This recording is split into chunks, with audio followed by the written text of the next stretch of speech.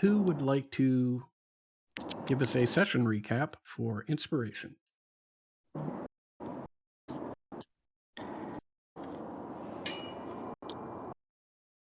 I didn't listen because I was up at 6 a.m. So Oof. Let me see if I have notes from last session. If you don't have any, I can't. We made it to the Castellantiers estate. We got a tour of the place, saw some of the cool stuff that they have in their house, kind of got a little bit of a passing familiarity with the family, and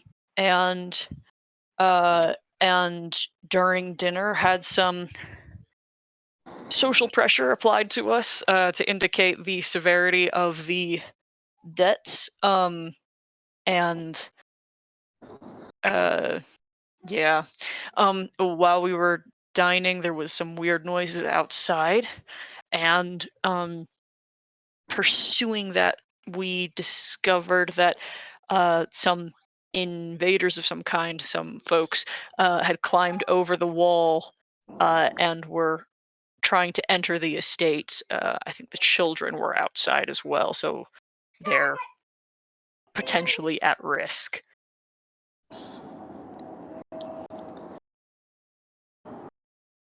Excellent. Katie, anything you want to add to that? I was zoning out, so I don't know what Max just said. No worries. No worries. Anything anybody would like to add to that? Was The it one last thing. session that we experienced the Gobby Hobby? There we go. Oh, yep. oh my God. That was real. That was a real moment right there. Right. That happened. We Yeah. didn't just have a collective I had fever blocked dream?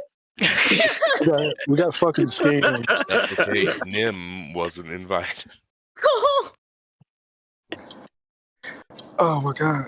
Yeah. but Nim taught me how to play the. Hang on. Lewd? Question Yep. mark? Yes. Okay. Yes.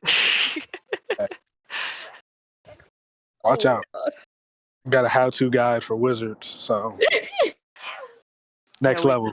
We Jim discussed Darkman. the difficulties of mastering the arcane. The methodologies of magic. Yeah. In All right. unhelpful and condescending tones. Nice. Don't worry. Jim Dark Magic doesn't know what's coming for him. I'm top 5 right. Excellent. Max, give yourself some inspiration. And actually, Tyler, why don't you give yourself some inspiration, because I would have been sad had no mention of my boy Vrung's work establishment been mentioned. I'm going to apologize. take that, and you've already given it to me, so I'm happy to also say that's one of the only things I really remember from last session. Alrighty.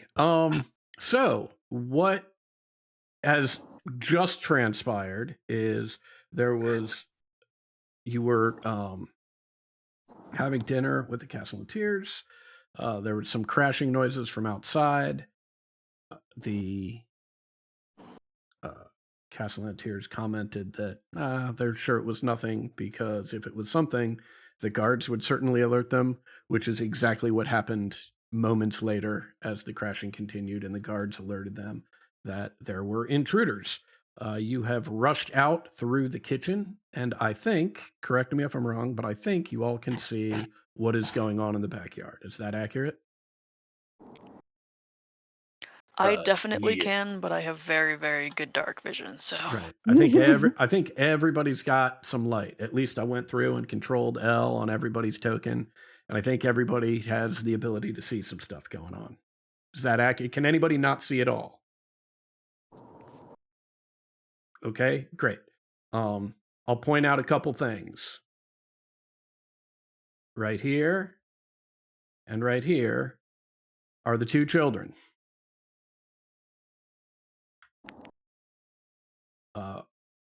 Victorio has already rushed over to them and Malia is on her way. And I'm going to need everyone to roll initiative.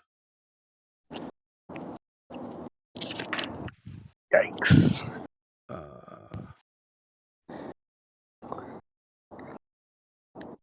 There we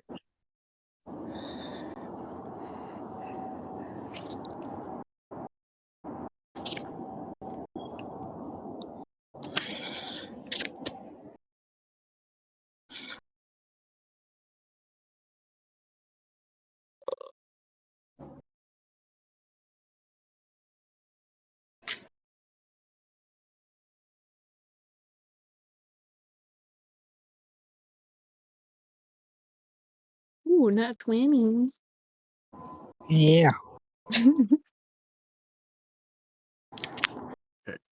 What are the tiny tokens? These things, Yeah. these are the ravens. Okay. Yeah, there's a bunch of them.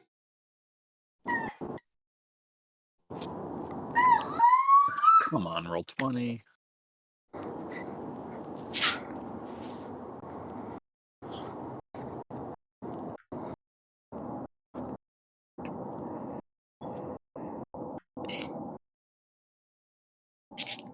All right. Let me edit yours, Kaz.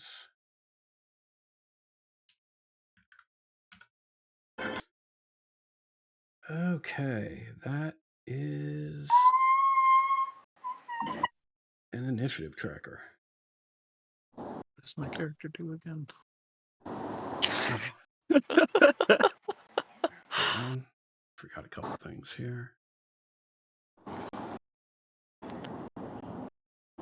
Yeah.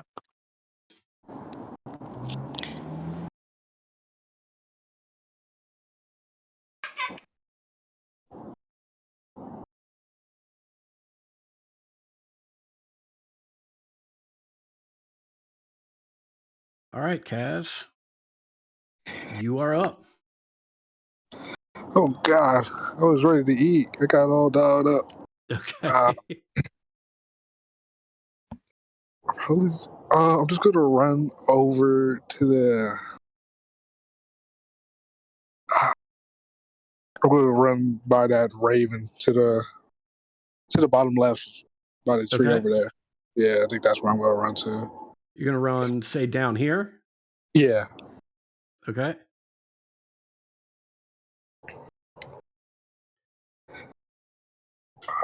That's 30. That's 30. I got 35. I got 5 more feet on me. Okay. But I'm gonna stay right there. You're going to stay right here. That guy right in front of me. What is he exactly? This guy?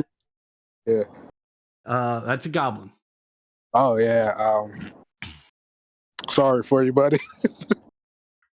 I'm gonna throw one of my daggers at him. All right, let's see. I'm doing rogue stuff, man. Let me see. You gotta throw it.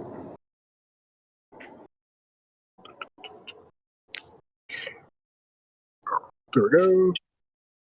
Boom. All right, 14. you chuck the dagger, and at the last second, he sort of ducks his head out of the way, and it flies just past his ear. Ooh. And those the kids right there, right in front of him. Yeah. All right, I'm gonna try to get in between him and the kids with my bonus action dash. Okay, so you're moving over here. Yes. Gotcha. Fantastic. Anything else? That'd be all. Great. Well, just our luck. It is that goblin's turn. And he's pulls a scimitar out and takes a swing at you as you are sliding into place between him and the kids. Ooh. I would assume a 12 does not hit you. Oh my god, it doesn't. All right, fantastic.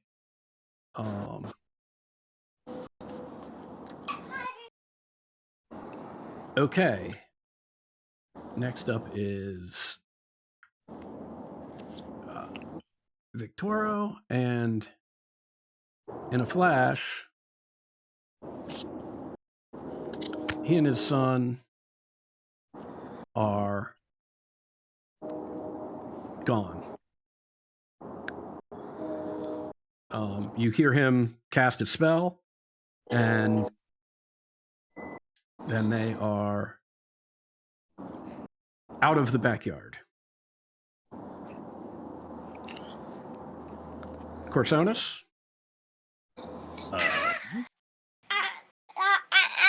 Looks to be the daughter, I guess.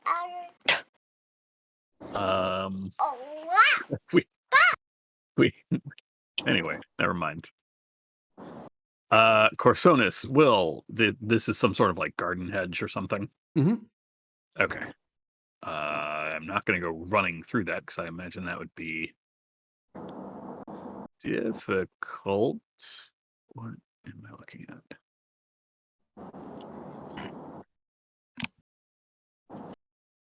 I will. Whoever this is, that's a servant token, right? Didn't we learn Nope. that? Roll No. 20? This is right. This is another one of the invading force, at least by the sort of crazed look in their eyes. Got it. I will go ahead and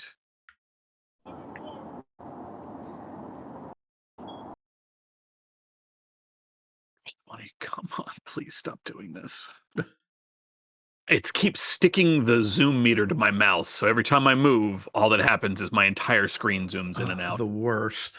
I am going to try to get, it is a 20-foot cube. Mm-hmm. I am going to drop a sleep spell on, come on, roll 20. These two Kenku and the bird. I cannot get anything else. If I don't know if I have a template I can drop. I sure don't. Drawing token, draw shape. Here we go. Dropping it right here. 20-foot cube. Okay, fantastic. A, roll those dice, and B, if you look along the top of your screen, I believe you should have a button that says spell templates. When your token's highlighted? Nope. Okay, well then I will address that later. Oh, wait, nope. I had to click off and then click on. I will use that next time. Yeah, but that's okay. That's perfect. Not casting. Is it 5d8? There it goes. Oh, there we go. Finally. Fantastic. Ooh, not good. Okay. I'll at least get the bird. That is literally exactly what happens. Yeah. Let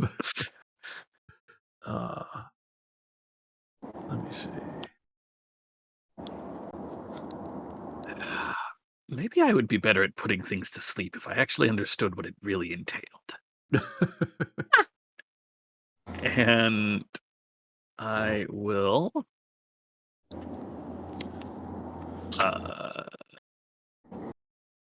okay, that's why there's a cube under my character. Delete that. That was definitely my fault. I assume it's difficult terrain to get through the Nah, it's fine. Okay. Then Right. I mean, it's not like hedges. It's more like little planted like flower garden. Oh, okay. Then I will trample through somebody's flowers and try to do the same thing for the ones that I failed to put to sleep. Try to just put myself in between. Spectacular. Anything else?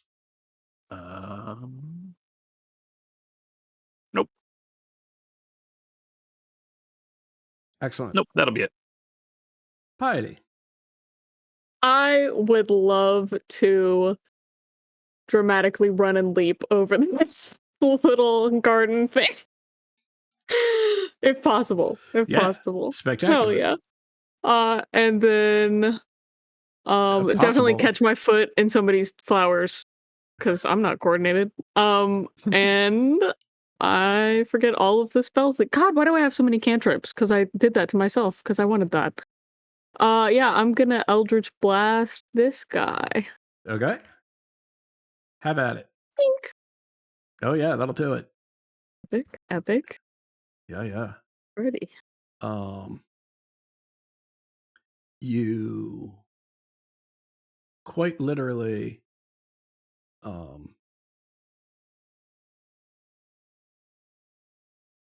just knock this guy right off his feet, and he is not getting up. Oh, shit. Yeah, and that's all I'm doing. Fantastic. Xidia. All right. Holy moly, that shape maker looks like a disaster. We'll see. Yes, I can move the shape separate from me. That's great. I'm going to defile some ground, Excellent. specifically this ground Excellent. as a bonus action. So that difficult terrain for creatures that are hostile to me, blah blah blah. Whenever a creature in that area takes damage for the first time on a turn, I can deal some extra damage to them. And then I'm going to, that's my bonus action. I'm going to pull down, is it daytime or evening? It's evening, probably we'll call it like 9 p.m., 8:30, 9 p.m. So it's not pitch black, but it's pretty dark. Mm-hmm. I mean, there are lanterns throughout the backyard, however, so you've got a pretty good. Gotcha. In the distance, the sound of some wolves howling as the moon grows a bit brighter. I'm going to summon a moonbeam. What's the radius on that? 5-foot radius. Okay. So I'll get a little 5-foot radius and just plop it right on this guy. Okay. And That's a con save. you, not until their turn. Okay, gotcha. Wonderful. Anything else for you? Nope. All right. Let's see where I am.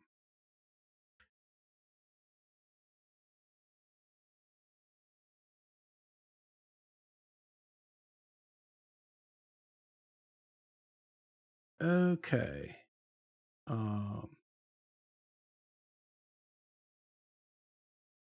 Yeah, our friendly Kenku up here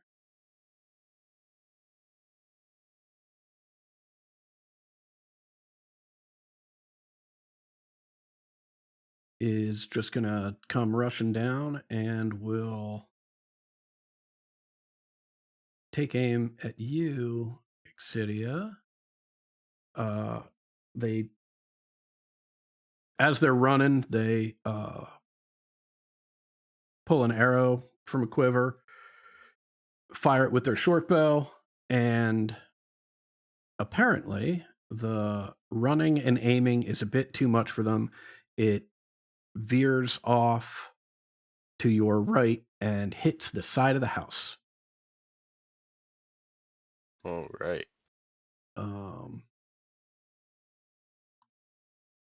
At which point, the acolyte in the moonbeam tries to dodge it, and that is a con save, which, in an effort to dodge it, they manage to stand directly under it. Take that Is that 10 points of damage? Yeah, 10 points of radiant damage, and then an extra 3 points of necrotic damage. And they are just straight up melted.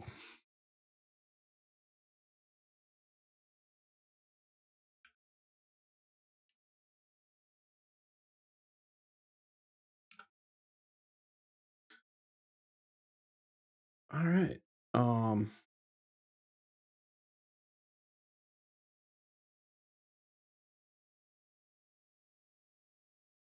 You've got from the south. 10, 15, 20. Excellent. You've got a human that looks like they have seen much better days. They are super pale, and the their skin is sort of loose fitting at this point. And they are just absolutely crazed. And Kaz, this one, it pulls out just a board that has like nails driven through it, right? And takes a swing at you with a 23 to hit. Oh man, that definitely hits. And that is 9 points of bludgeoning damage and 4 points of piercing damage. Okay. Okay. Yeah, that hurt.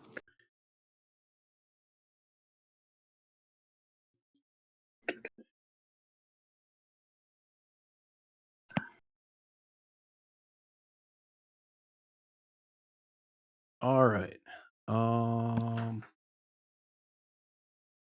Let's see, where are we now?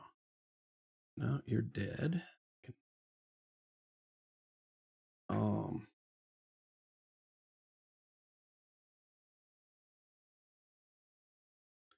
See, another human looking much like the first one runs up and is pulling out what looks like. Oh, actually, I'm sorry, Kaz. This looks like a post from a banister from a staircase. Oh. Right? And it's got similar nails driven through it, and he taking a swing with it for an 18 to hit. Oh, that's cruel. That's real cruel of you. Yeah, that hits. Yeah. All right. At 8 points of total damage, 4 bludgeoning and 4 piercing. Oh my god. Okay. We're good here. All right.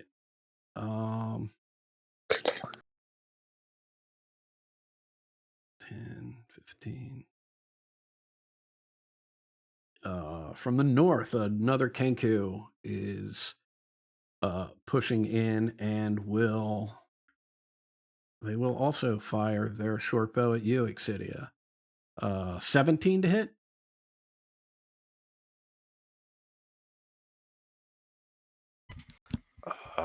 Give me 1 second. I'm pretty sure that hits. No worries. I can take a look at it, actually. Yeah, that does. It's Yeah. a 14 to beat. Yeah, that is 6 points of piercing damage.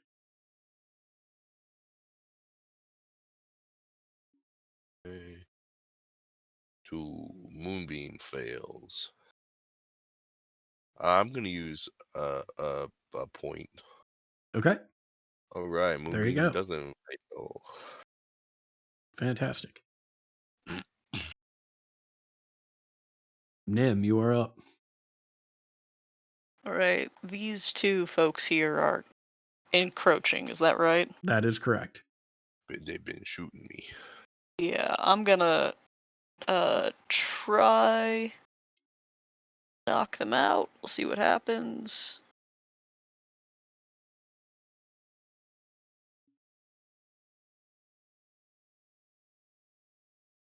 Okay.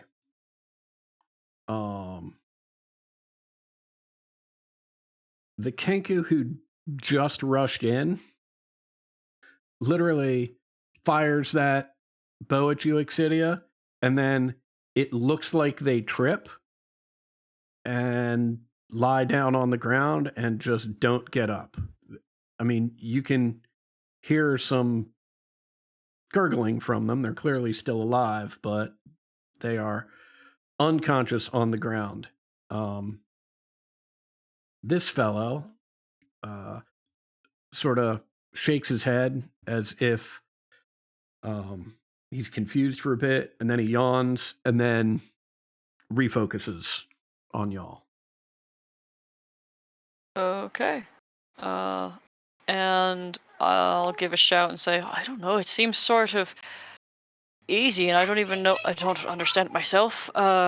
Sleeping's just sort of one of those things that happens to most folks, isn't it? And I'm going to give then Corsonus Bardic Inspiration. Excellent. Remember that's got magic stuff, Yeah. like magic damage potentially, and then there's also the motive potential. That'll be it for me. Okay. All right.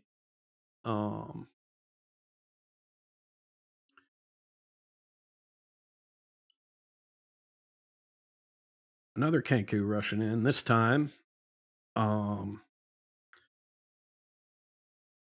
you being the last one they saw cast a spell, they are going to fire their short bow at you. A 20, I assume, will hit. Yeah. Yeah, that is 5 points of piercing damage. Okay.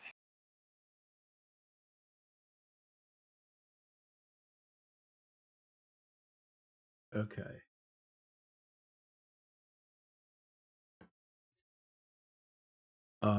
Amalia takes a step forward into the flower garden.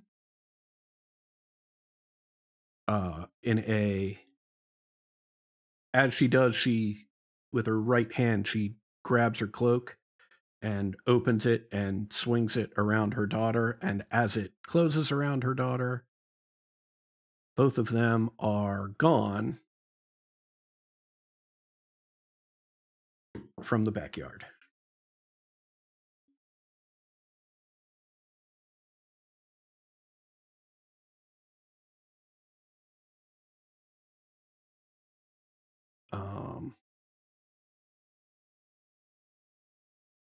All right.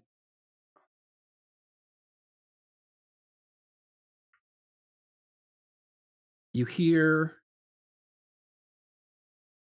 another crazed human. He looks a little bit better than the two that just attacked you, Corsonus, but not by much. You hear him casting a spell.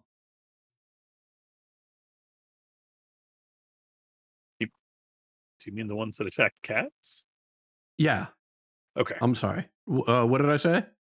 You said Corsonus, and I was like, yeah, wait, no. they got attacked? No. Yeah, you're correct. Yeah, so this guy looks to be in a little better shape than the two that attacked you, Kaz, but not by much.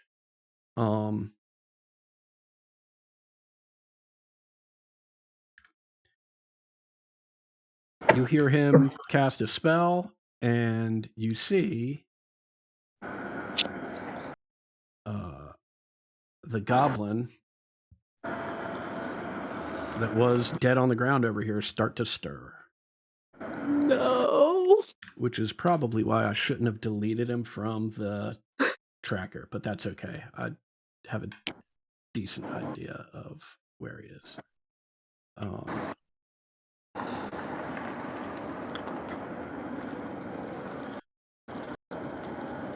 And then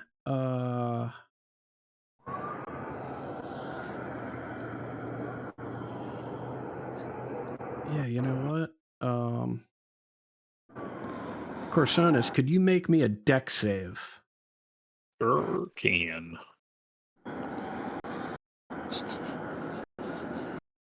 I can't see what that is because it's under my initiative tracker. That's That a is- 6. Yeah, that's not great. You have a bardic inspiration, but that's only gonna be a d6. So Well, I will also use a regular inspiration first. Okay. There you go. 16. Yeah, a burst of radiant light starts to crackle right next to you, and you simply, sort of spin out of the way at the last moment and take no damage.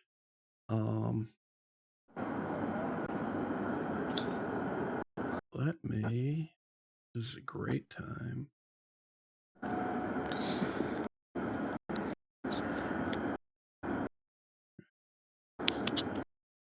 Kaz, what are you doing, my friend?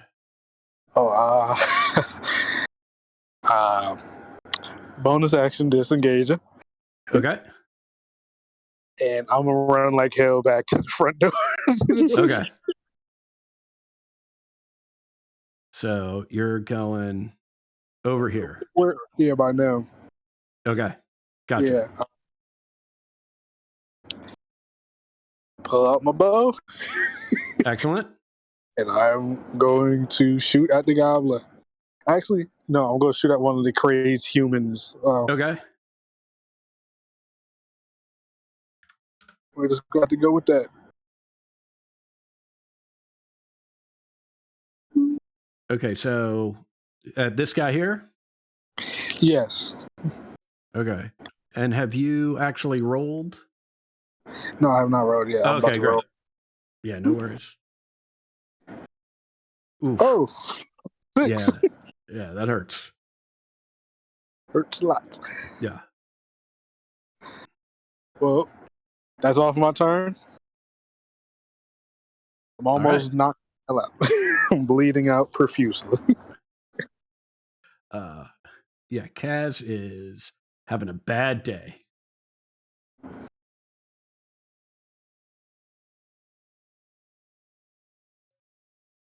All right.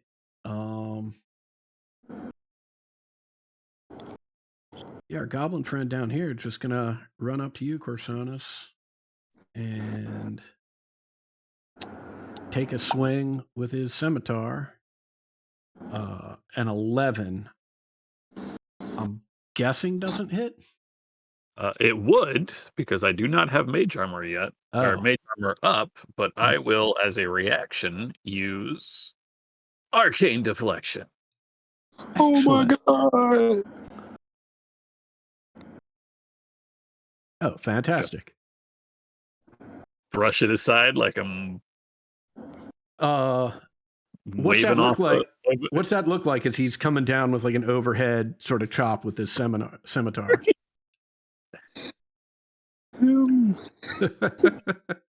It just it almost looks like he brings up an actual shield. There is a flash of a small buckler, and the attack slides down to the ground.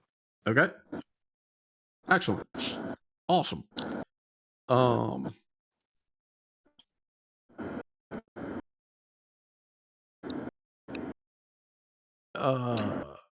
Kaz and Exidia and maybe Nim.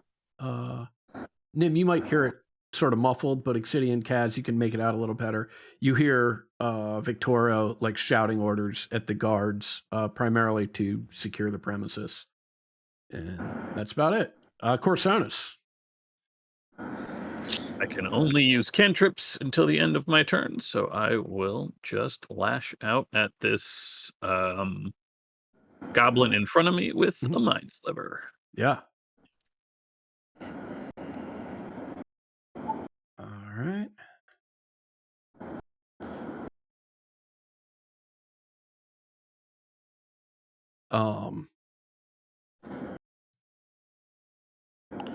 This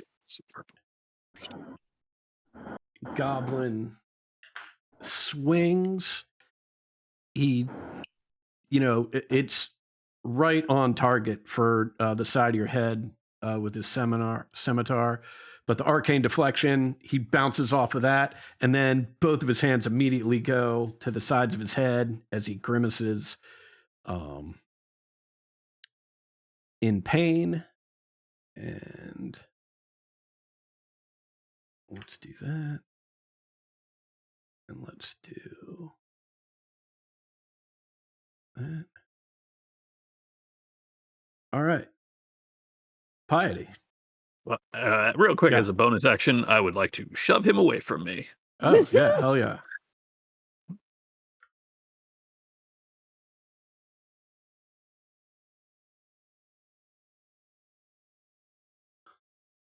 He will take the D4 penalty on this strength saving throw. Good.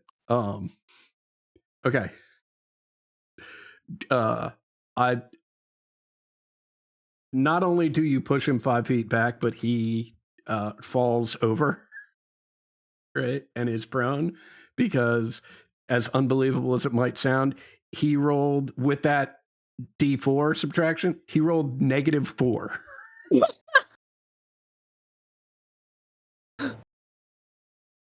Wow. Right. So, Gabo's having a bad day. All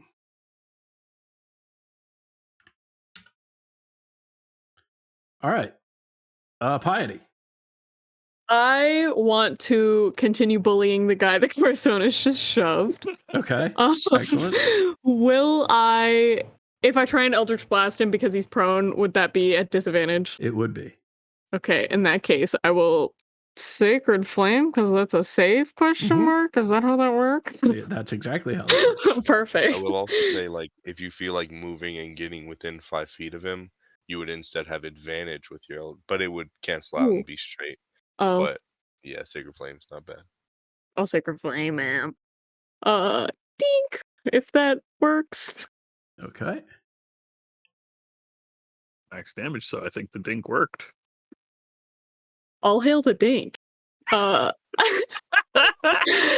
And as a bonus action, I'm gonna, God, let me check and make sure this isn't, but yeah, okay, as a bonus action, I will turn my head to Kaz and just kind of look at him, point at him, and you all right? Let me rephrase that. Be all right, and give them 2 of my healing light d6s, which I think I roll. I think I have to roll. Mhm. Yeah. Take 7 points of healing. Very nice. This goblin is rolling around on the ground, both in pain from the mind sliver and from getting shoved and tripping over his own feet. And in the process of rolling around on the ground, rolls out of the way of your sacred flame. Excellent. That's all I got. Xidia. All right, I am going to move some circles around. So with my bonus action, we'll move the defiled ground to here. Okay. And then with my action, I will move the moonbeam to here. Okay. And that is it. Well, I will also take a step over this way. Gotcha. And then I'll just say, the crystals in the ground, they'll move slower, but if you get hit and you're near them, it'll hurt worse for you too. So be careful. And yeah, back off. And that's it for my turn. All right.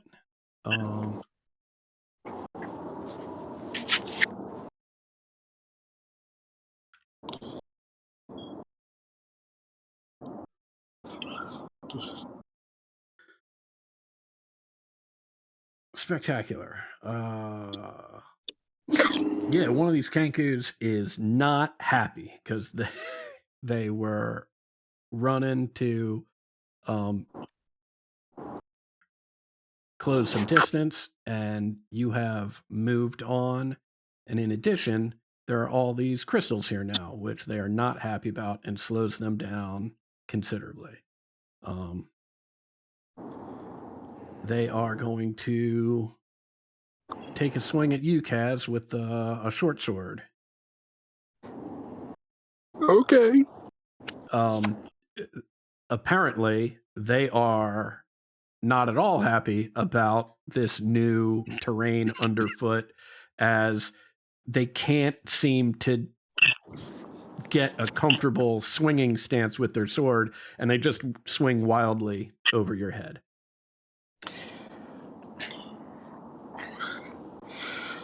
Oh my god.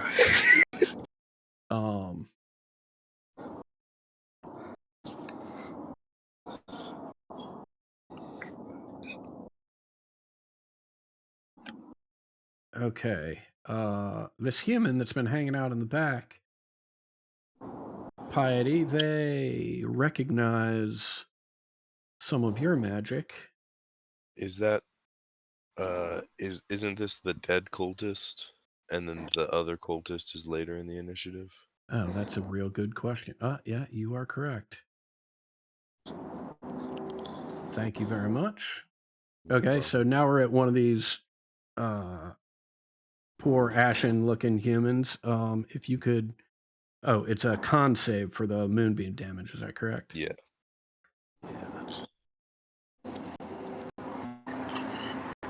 That will not save. That is a 10.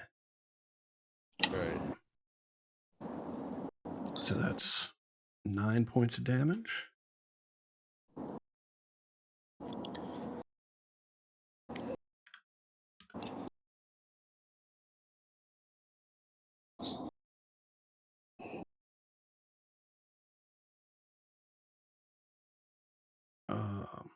They will step forward and swing this spiked wood plank at you, Corsonis. That's a 14.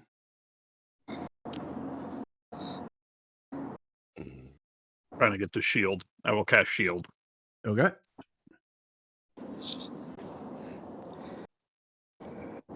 There it is. Yeah, fantastic.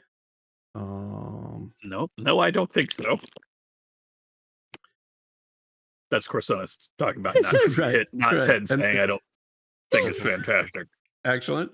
And this guy just sort of looks a little confused at you and at his wood plank. And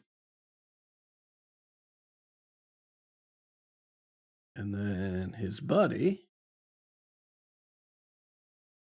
with another con save suffers the same fate.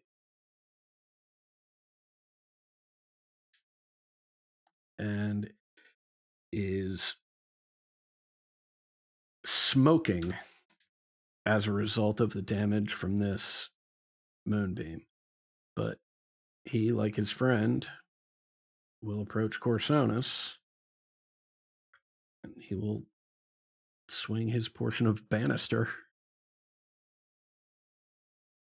And this just, he's in too much pain from the moonbeam and swings wildly. You can feel the sort of breeze generated by his swing as he comes down on the left side of you, but doesn't connect with anything.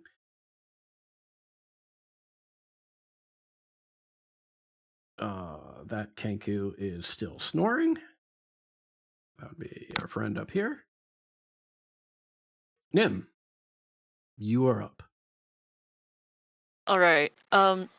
Is this guy? He's got bow and arrow, right? Correct. All right. Has he been using it?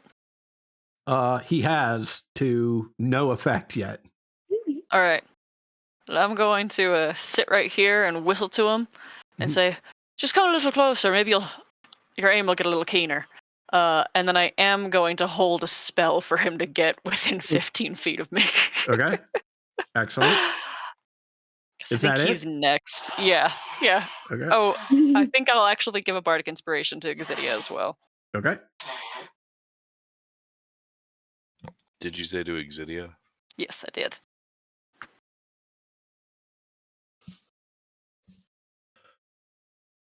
But that'll be my turn, and I'll just wait for him to get himself steady. Okay. Well, you don't have to wait long because he takes a step. He's now within 15 feet. Yeah, and then I slam a really sharp wham on my loot, and I'm going to thunder wave the two fuckers. Okay. Awesome. Let's kick that one up to a level 2. Why not? Ow. Okay. As the thunder wave shatters, the crystals splinter and shard into them, and they both take an extra 4 necrotic damage. Oh fuck yeah. Yeah. Okay. Yeah. Neither of them are prepared for this. So 4. Well, okay. So what happens is they are pushed by the concussive force of the cord from your loot and are flown backwards, right? As they, are lifted, some of these it happened so quickly that some of these spikes from the crystals embed themselves into the bodies, and when they hit the ground, they are both dead. Kind of fucking rules. Yeah. Yeah, very good. All right.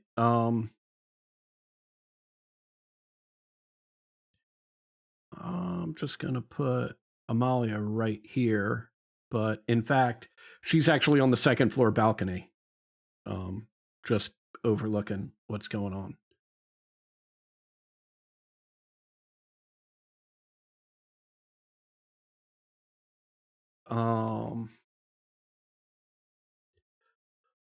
All right.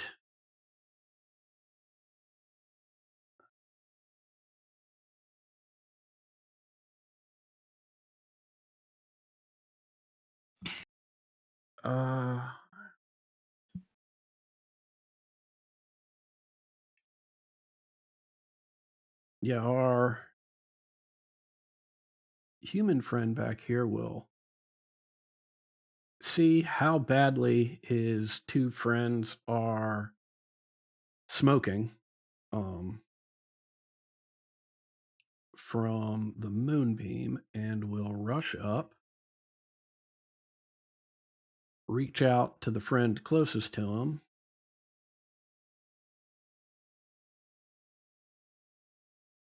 who suddenly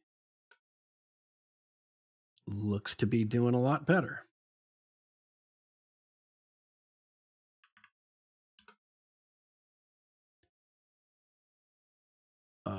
That's it for his turn. Our goblin friend here will take half of his movement to stand up, and he sort of shakes his head to clear his thoughts a little bit. He will move up and take a swing, Nim, at you with his scimitar. 18. Yeah. Yeah, that'll do Yeah. 5 points of slashing damage. All right.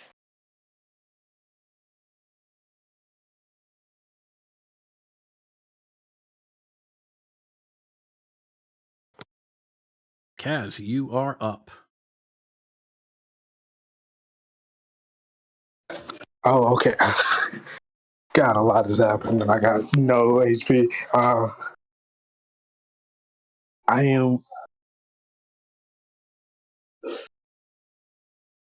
am going to steady my bow. And those two Kenku up top are dead by the defiled ground, right? They're dead. Correct. You got 2 dead Kenkus up here. These 2 are dead. and this one is unconscious. It was the victim of a sleep spell. I don't. Oh my god. I'm not gonna worry about him. I got beef with this goblin still. I'm gonna shoot him with a bow. Do I get sneak attack on this? No. Yeah, I believe you should. Okay. I'm gonna hit one of these shots. Okay. One feature. Short bow.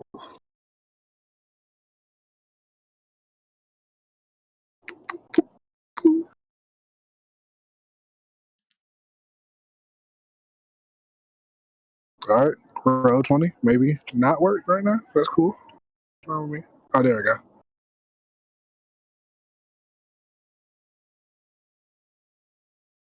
Damn, 10.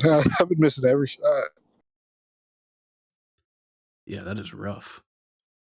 Don't worry. I can have other people hit more shots than me. And I'm going to start. I'm going to use my Mask of Intrigue feature and I'm going to start mimicking the speech of. I just forgot their names. The people we came here to speak to. Okay. Like, we'll say, you right here. Piety, please. Thank you.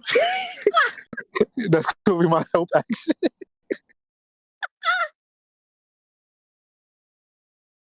So I'm giving them help on their next attack roll.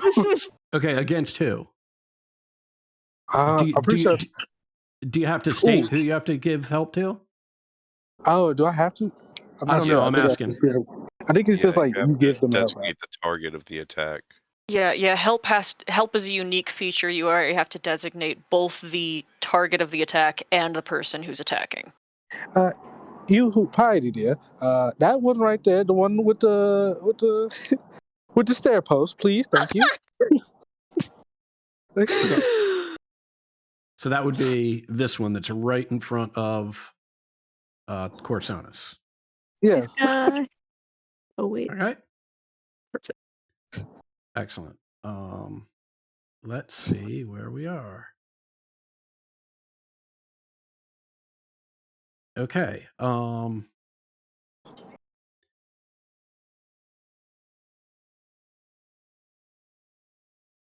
Whoops. Got some. There we go. Our goblin friend is going to take a swing at you, Nim, with a 20 to hit. Ouch! Yeah, and that's 5 slashing. Oh God, I love your consistency.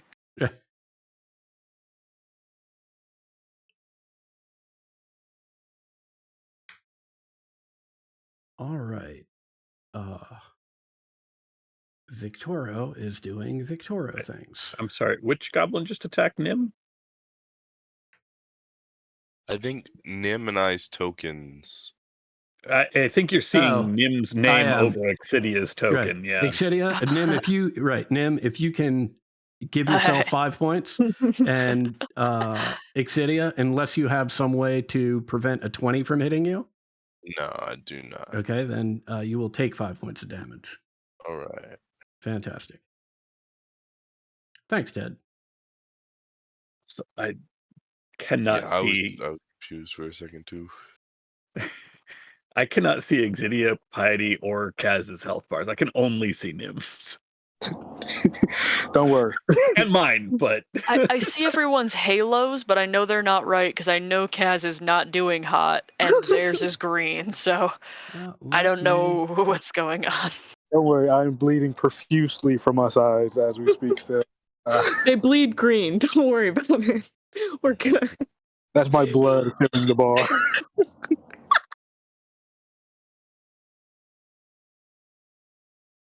Green-blooded Vulcan.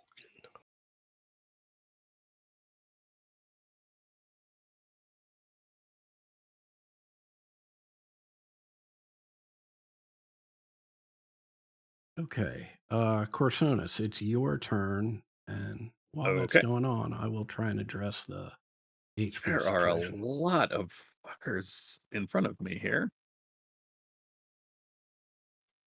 Only I had a good lightning bolt spell. Uh, for the friend on the end over here, who, that's the caster. I am going to. I'll risk it. Why not? Corsonis will. Yeah, I am going to. Come on, roll 20. Cast spells for me, please. I am casting Tasha's Mind Whip on him. Okay. If I can get it to cast. It is not linking between D&D Beyond, and I don't have it on my other sheet. So give me 2 seconds here. Yeah, I no worries. apologize, everybody. Mind Whip. It is an intelligence saving throw. Excellent. There we go. Overtake my whole 6 points of damage. 3d6. Ouch. What are the other effects as that? On a failed save, it can't take a reaction until the end of its next turn. On its next turn, it must choose whether to get a move, action, or a bonus action. It only gets one of the 3. Gotcha. Excellent. I'll just mark that so I know it's got something going on.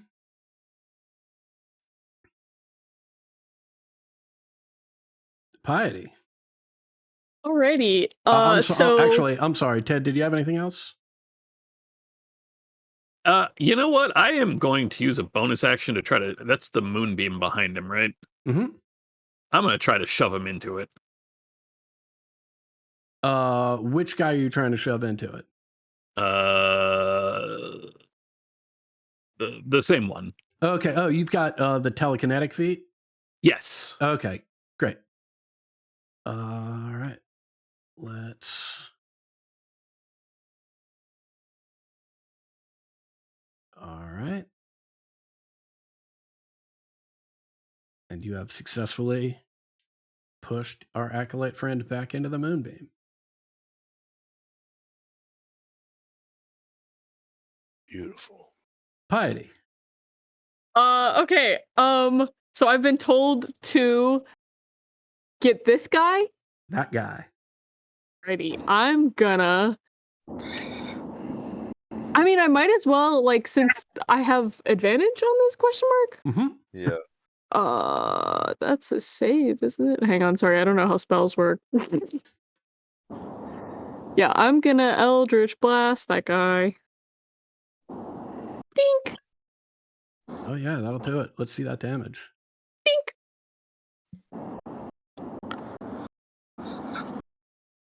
Ooh. Yeah, that guy.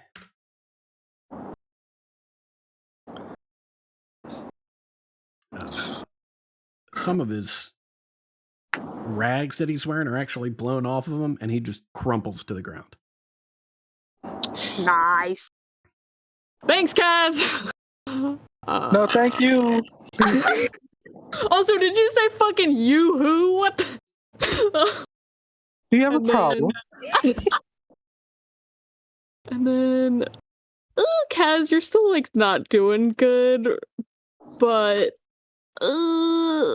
I think I'm gonna save my remaining healing light. So that is it.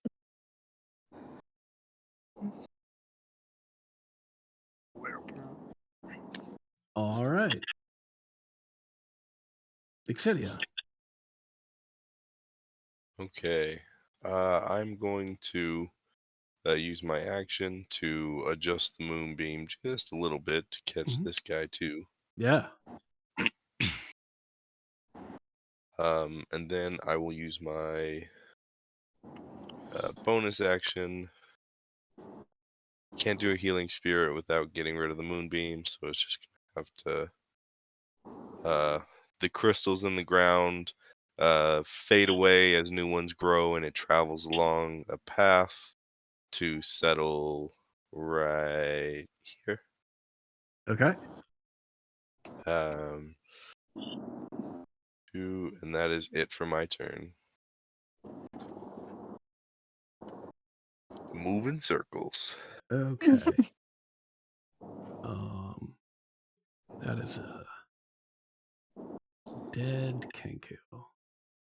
As is this one a dead Kenku.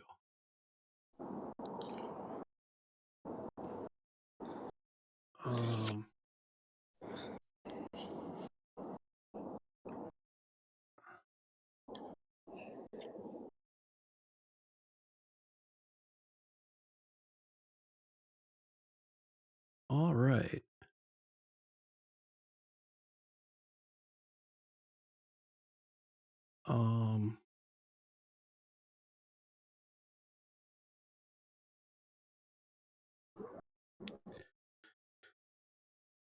Nim, oh boy, I'm making a mess over here. Friendly reminder, that is also the dead cultist next. I appreciate that. However, in this case, it is not the dead cultist who's next because Oh, Nim, buddy. you feel a breeze along the right side of your body.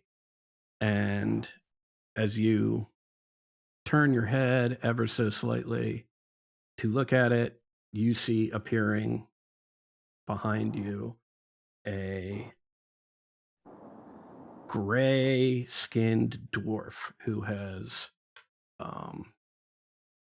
just swung a war pick at you. Oh shit.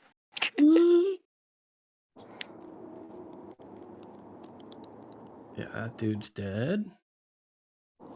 Okay, where... no, that dude's dead.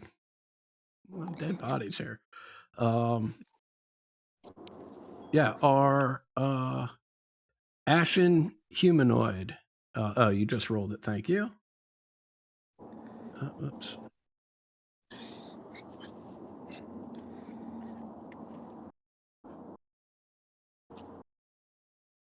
Holy moly. Moonbeam shies down into the field of Yeah, crystals, and it refracts and reflects and glows even brighter. and literally just fries this guy.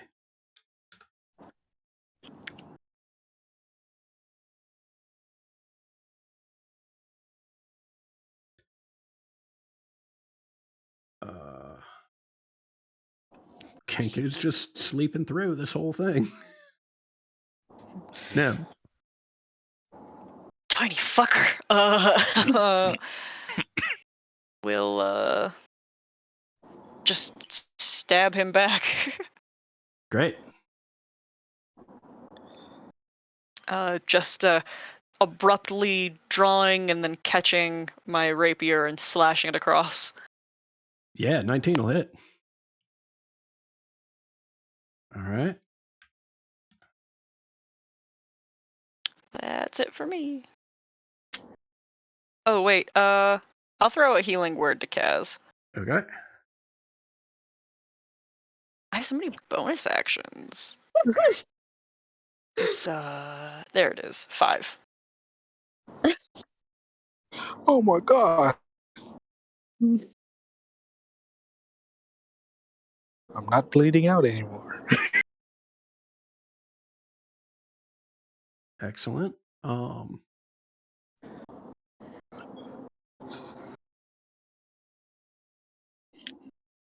You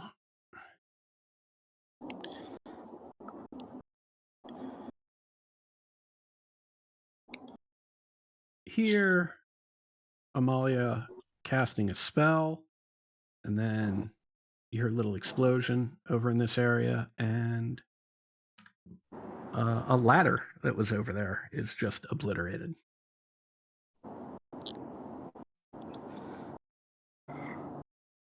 Huh. Okay.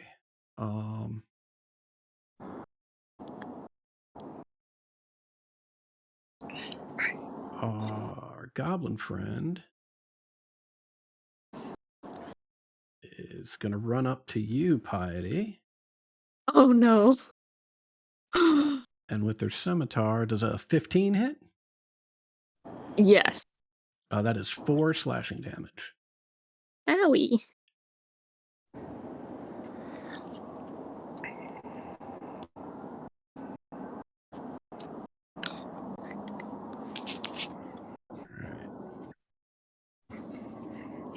Then from oh boy, sort of behind this row of corpses, you probably can't see that, but you'll see it soon enough. Behind this row of corpses, you hear, seemingly coming from nowhere, "Who you calling tiny?" And another one of these guys shows up and immediately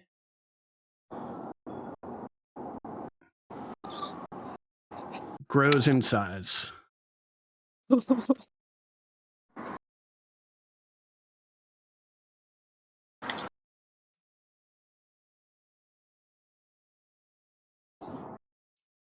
Kaz, you are up. Okay. Did that cultist take its turn? The initiative for yeah, actually, he did not. Why don't you? Did you roll the damage for that already? If you want me to roll one for every person or every round. Oh, is it I up roll it there? for Oh every no, round. I see that. Okay. Yeah, the 11 and the 3 Right. necrotic. Yeah. Thank you for reminding me.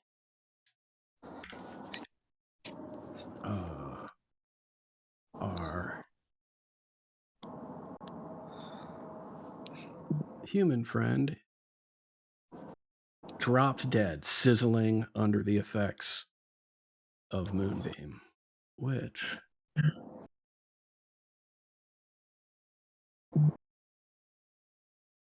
will help me greatly.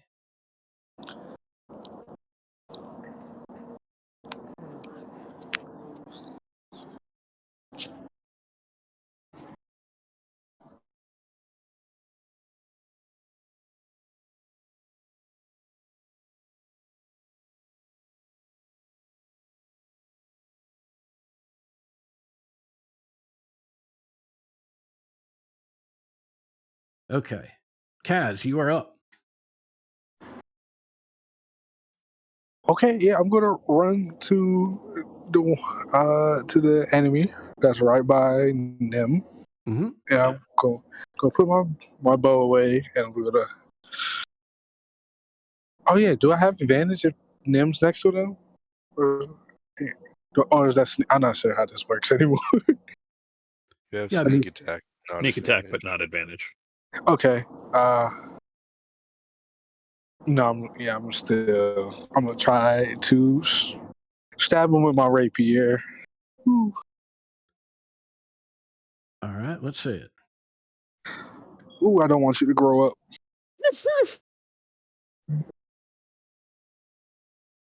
13.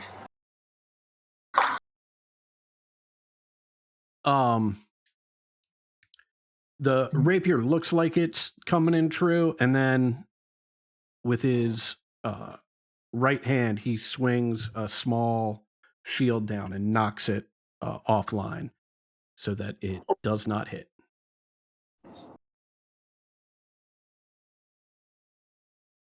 Ooh. Hey, Anything Nim. with your bonus action. I'm gonna give my help action to the Nim to attack this one right in front of us. Okay. Nim, can you attack this one? But you hit it. Pretty good at that, yeah. So do what I say, not what I do. I love Exactly. it. I love it. Okay, fantastic.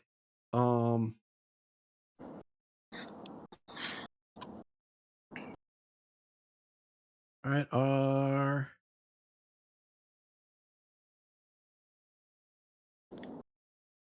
Yeah, I think our goblin friend is gonna take a step up, feeling this guy breathing down his neck, and will take a swing at you, Corsonis, with the scimitar. It's a 17 to hit. That'll hit. That's 4 points of slashing damage.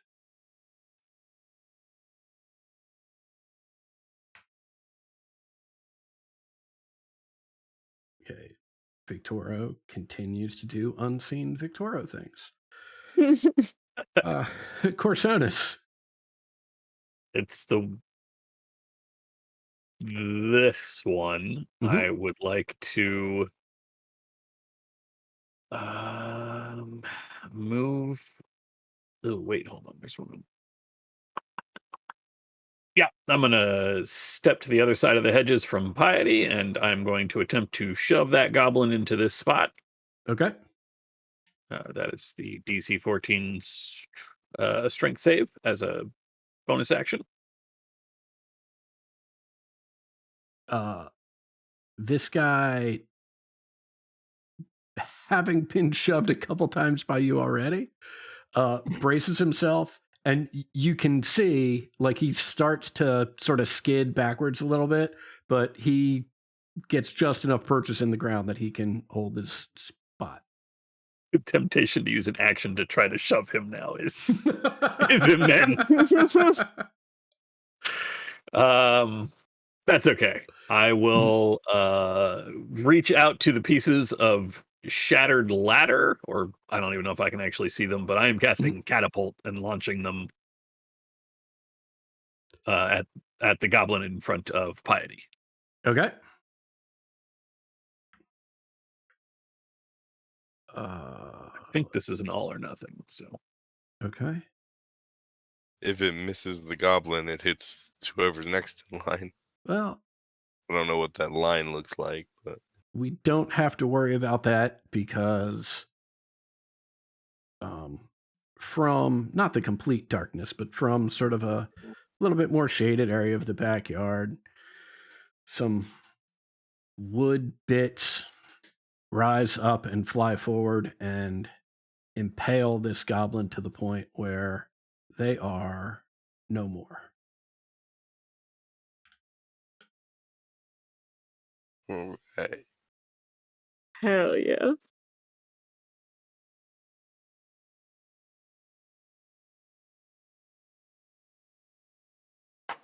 All right. Piety, you are up. Alrighty, so this dude slashes at Piety and she kind of goes to cast something at him and then he just gets fucking obliterated. She's like, alright, and instead we'll cast, fuck it, Guiding Bolt at 2nd level, because that's all I got, on this big dude, because he freaks me out.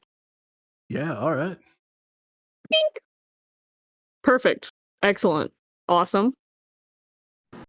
Humbled, as usual. This is my inspiration. Really? You don't have to do that! No, a nat 1 on a guiding bolt is a tragedy, and I will never stand to have it exist if I can.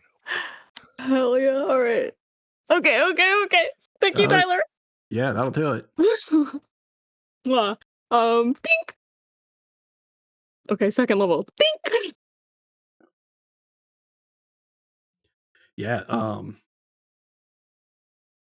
you see this Little guy extra. just seconds before, basically seemingly, quadrupled in size, right? And he's just getting their footing. And as they do, they are blasted by your guiding bolt and rocked by it. And in addition,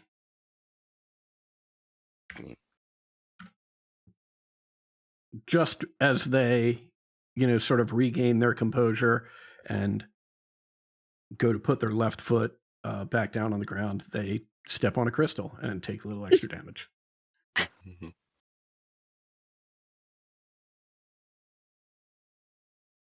All right, Exidia. Okay. Continuing to move circles. I will Mhm. take one step back, move the defile ground here, and move the moonbeam to be centered on the big guy. Mhm. And that is action and bonus action. All right.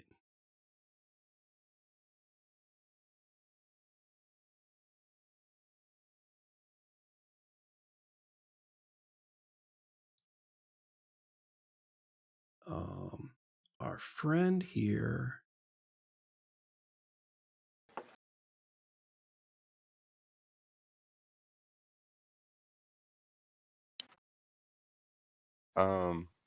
Is it? Can I actually place that moonbeam a little bit off centered? Yeah, sure. Just gonna put it like here. Okay. That way it'll still get him and has a little bit harder for him to move out of it. Fuck that bird. Oh yeah, poor bird. Okay.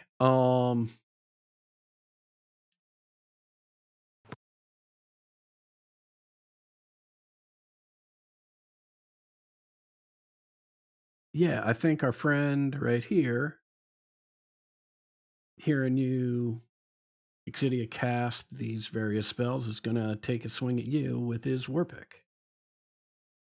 And miss wildly. That is a disappointment. All right, still snoring. Our Kenku friend. Nim, you're up. I am pointing and laughing and wiping tears at this guy who kind of just got his shit rocked a minute ago. Mhm. And then I'll just take a deep breath and oh yeah, and then I'll stab the guy in front of me. Okay.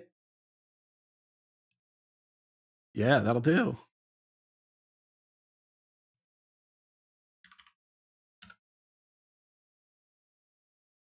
Extra 3. Does that work for non-spells? Yep. Cool. All damage. Cool.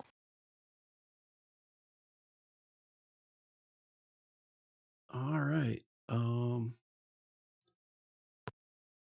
Amalia, as best as any of you can tell, is up there doing Amalia things. Okay. Do we have a moonbeam roll up here somewhere? Not this round yet. Okay. Bing. Great. With an extra 3.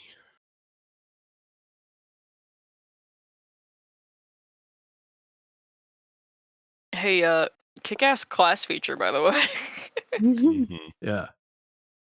Yeah, just I mean, the extra damage affects everyone, not just enemies, while as the difficult terrain affects only hostile to me creatures. But yeah, I mean, easy, just don't go in it. um, I would like to also use my bardic inspiration to just add another d6 to that damage roll. Okay. Do. Extra 5 Great. Does he take half damage on a success? on a save. On a Yeah. save? Okay. But that'll be half damage from like the 15, but we'll Mhm. still take the full 3. Okay. Gotcha. I think. I mean, the way that feature works just says the first time they take damage from an attack or a spell on a turn, they take an extra 1d4 necrotic damage. Okay. So I don't know if you want to have that or not, but Great. Dude's looking real bad.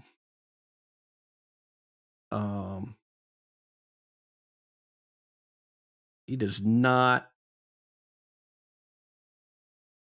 like that moonbeam, so he's gonna. That's 10. That's 20. Oh, geez, Scoop.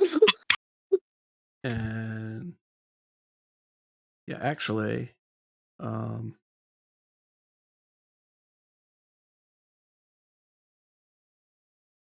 Excidia, why don't you roll me a d6 and evens? He's gonna take a swing at Piety, and odds he's gonna take a swing at Corsonus.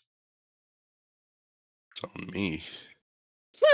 He's trying to get away from your defiled ground, so I figured that was probably. Mhm. You can handle it.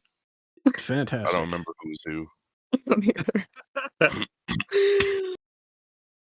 I think I said evens Piety and odds Corsonus. Tyler! Giveth and taketh. It does. So Lay it on me. This giant war pick comes swinging down. Oh, 14? I believe so. Hang on. I'm wimpy. Yep. That's 12 points of piercing damage. Ouch.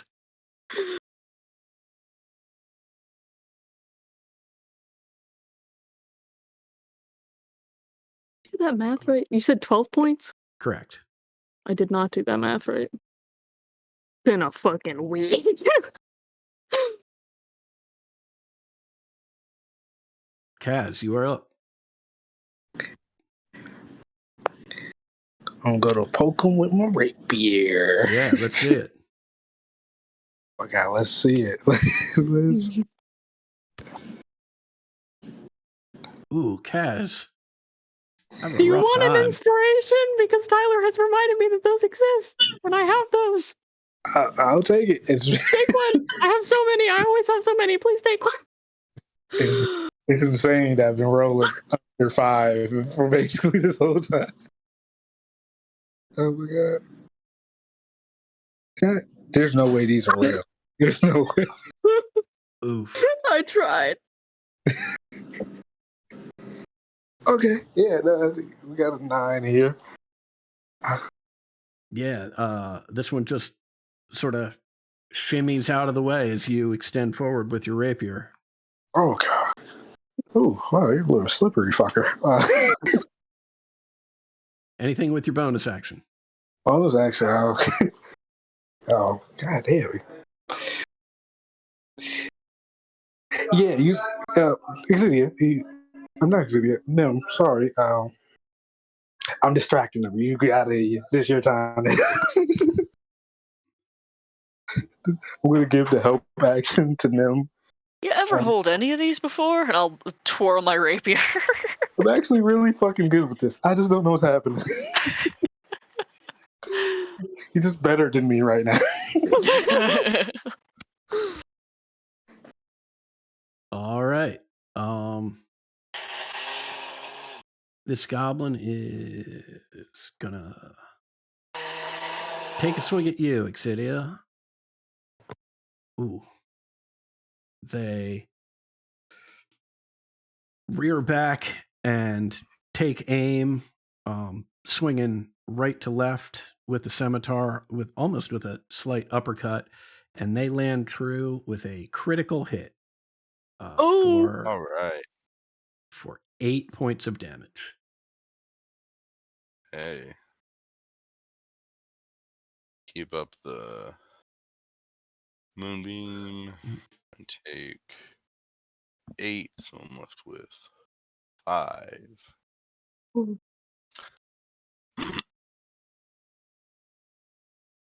All right. Corsonus.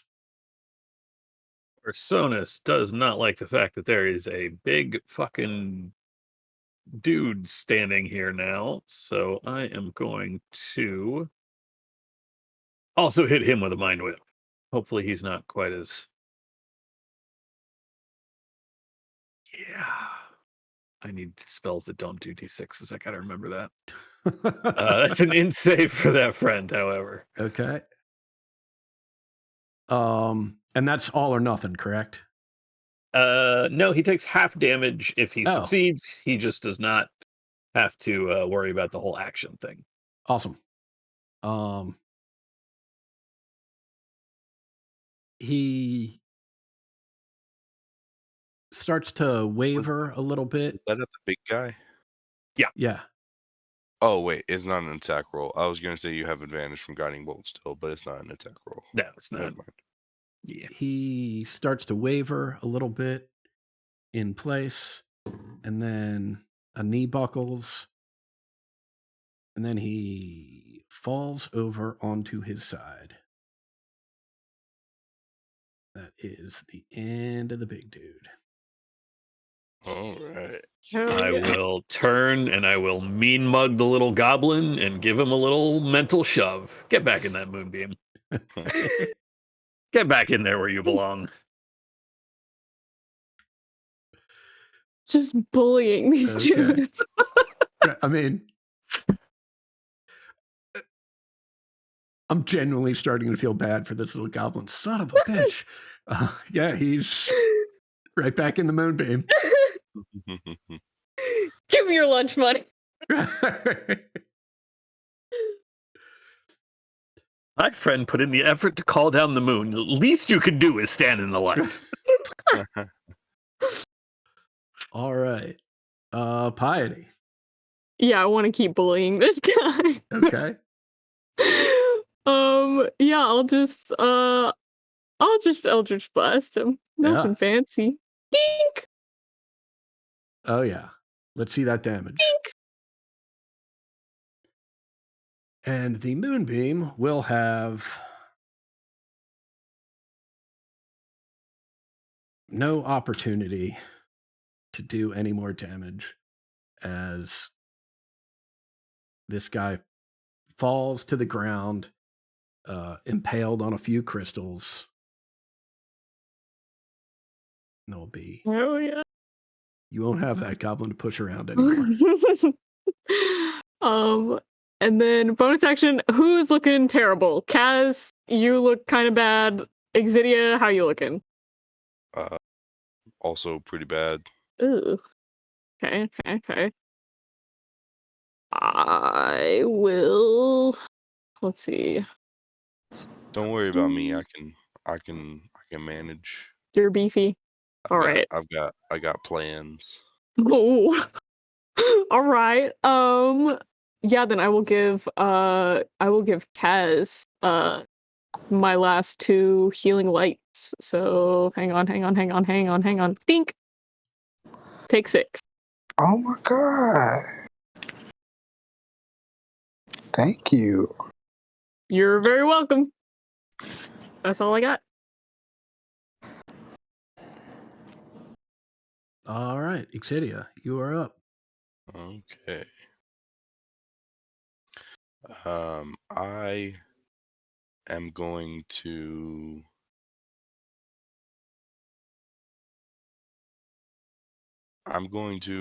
move my moonbeam Mhm. onto this guy, and that's my action.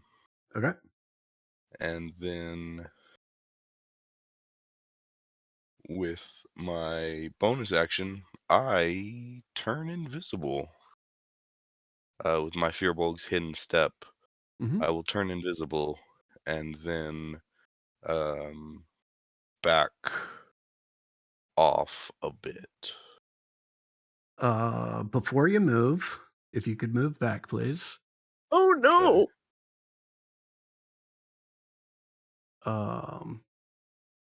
Let me just make sure.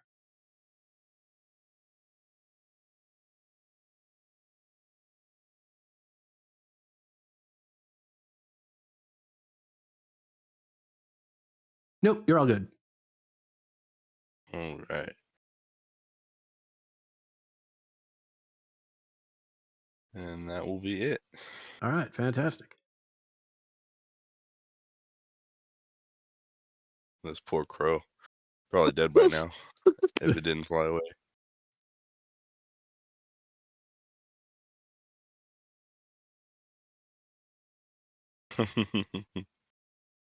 All right.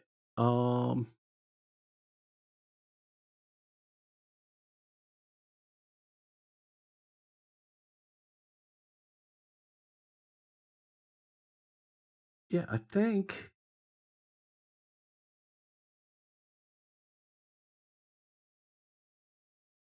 our friend here is just gonna take another swing at you, Nim.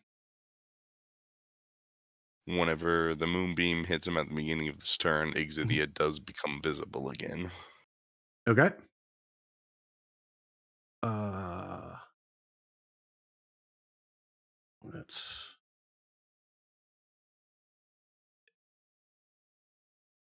Okay. Nim, does a 14 hit you? It does not. All right. Um, yeah, this war pick goes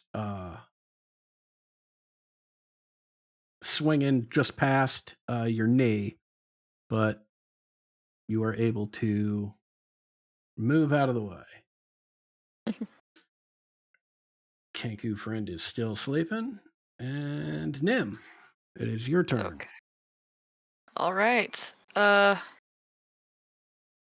thank God I can see you. And I'll throw a healing word to Exidia. Oh my God. Nice. And then strike at this little fella at advantage. Mm-hmm. Oh yeah. Oh. God, I'm incredible. And with that,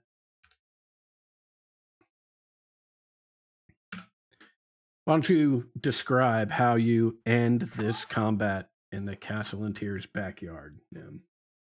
After spinning my blade to show off to Kaz and Exidia vanishing, that's like the only thing that kind of takes him off kilter. And then his head sort of snaps around when he finally sees her, and with his head still like turned in her direction, he just lets himself with some gravity fall forward and plunge the rapier through the body, and like lets the weight of that corpse prevent him from falling to the ground, and then sort of lifts himself up, flourishes the blade once more, and sheathes it, and gives Kaz a wink. Spectacular. With that, there is quiet in the backyard. You hear Amalia call down. Is it safe? Think so? Likely? There's a Probably. few birds about, but nothing else, I think. Don't mind the ravens. They must like whatever we've planted, but everything else is fine.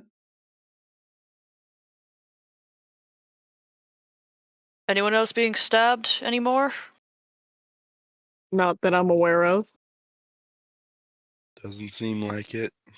I'm fine. Think we're good. I mean, there's this guy that's asleep over here. I don't know if. Nim, does a 16 hit you? It does. Okay. You take 5 piercing damage from an arrow. Oh fuck, I'm being stabbed. Okay. Okay. No, There's- not yet. Clearly someone we can't see.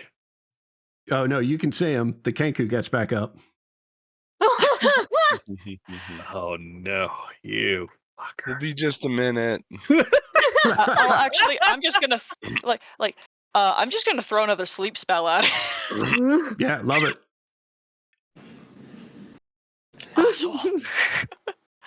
Yeah, right back asleep. I'm gonna go steal his shit. Okay, love it. I'm assuming bow, arrows, and short sword. That's it. Yep. All right. Um. Uh. Well, what about now? Could you take a look around? I'll let you in, but could you take a look around first? Un- Understandably, the guards have secured the premises. We have to protect the children, of course. Just make sure nothing else is about. Yeah, absolutely.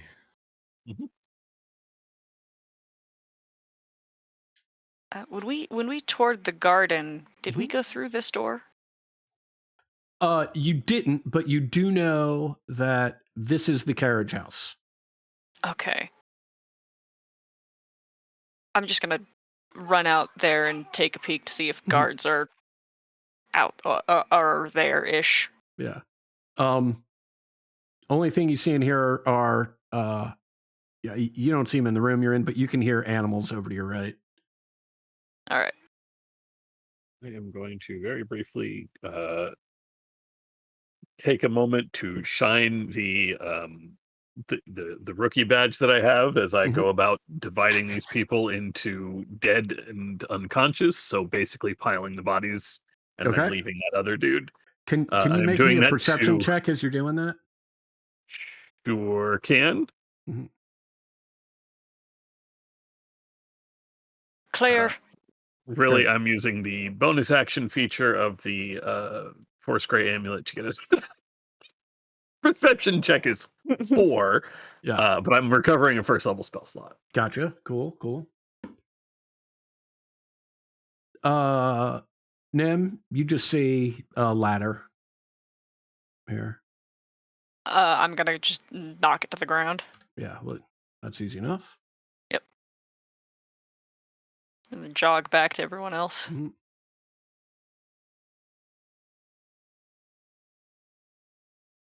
Anyone look south?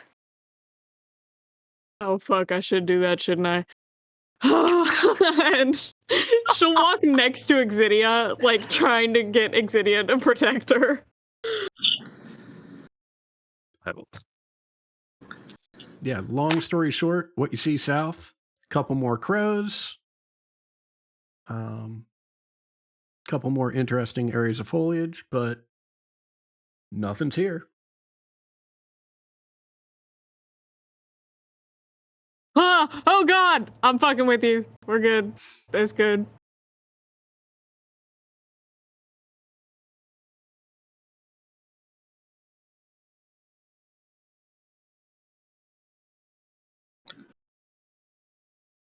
Hilarious.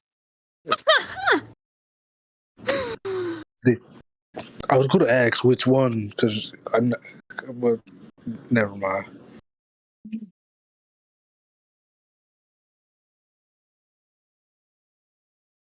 I will. Let's see. Hang on. Do I have that? Yes, I do. Wow. I'm gonna come over and cure wounds Kaz at second level. You do not need to do that. I'm doing it. Oh, okay. Like, get those spell slots back in a short rest. Yeah. Okay. Yeah, I heal. What about it? Okay. Yeah. I was 3 points off from my max anyway. You've just been healed. Be healed and blessed and whatever the hell. You're welcome. Clearly doing a service to redeem her former life. And what about it? I think I'm also going to summon a healing spirit. Okay. So I've got 6 d6s. I'm gonna give 1, 2, 3 of them to myself. So +8. And then I'll send. It takes so long to click through. 1, 2. Oh no. 2 points to Nim. And 3 points to Piety. Yay. Thank you. I still feel like shit, but thanks.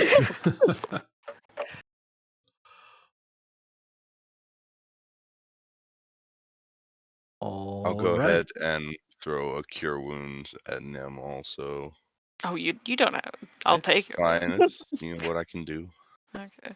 And a cure wounds to Piety. Oh my god. You're so kind.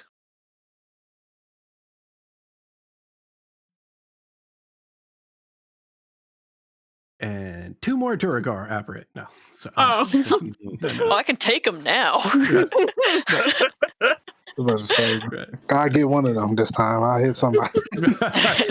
Yeah, I mean, no moonbeam, but Good. It's okay. My fucking rapier will take them, I guess. Like, That was crazy. yeah. but there's no limit to the number of times I can defile the ground. I think that's true of any person, really. I mean, yeah. All you need, like, I just need my fist. Corsonus, Yo. what are we doing with these bodies? Just piling them up for the staff to get rid of. Okay. I was literally just using that as the fluff for the bonus action on the badge. I gotcha. Bonus action badge. Team, what are we doing with our sleeping Kenko? Our sleeping disarmed Kenko.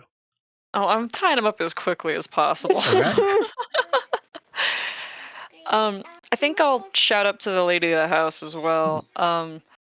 We've dealt with folks like this before, in a similarly hostile manner.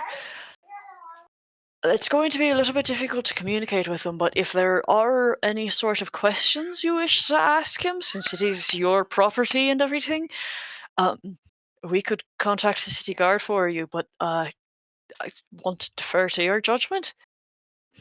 Could you make me a perception check, Nim? Yeah,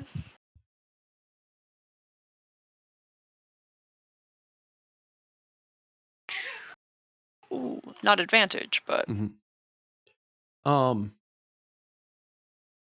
You notice,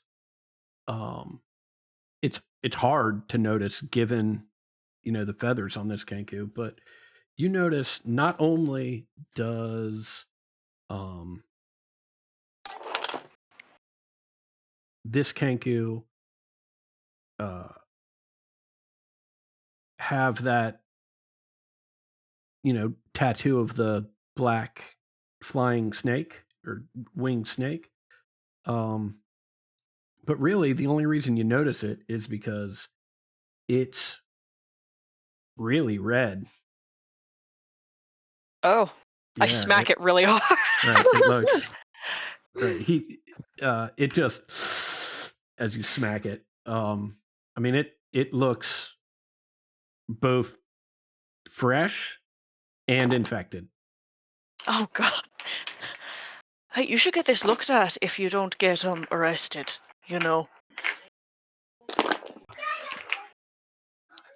Hey, can you hear me? It shrugs. Okay, great. Can you tell me the name of whoever it was told you it would be really neat to come and trespass out here? Huh? We need to get the stone. What did the stone look like? We need to get the stone. Oh, they didn't tell you what the stone looked like?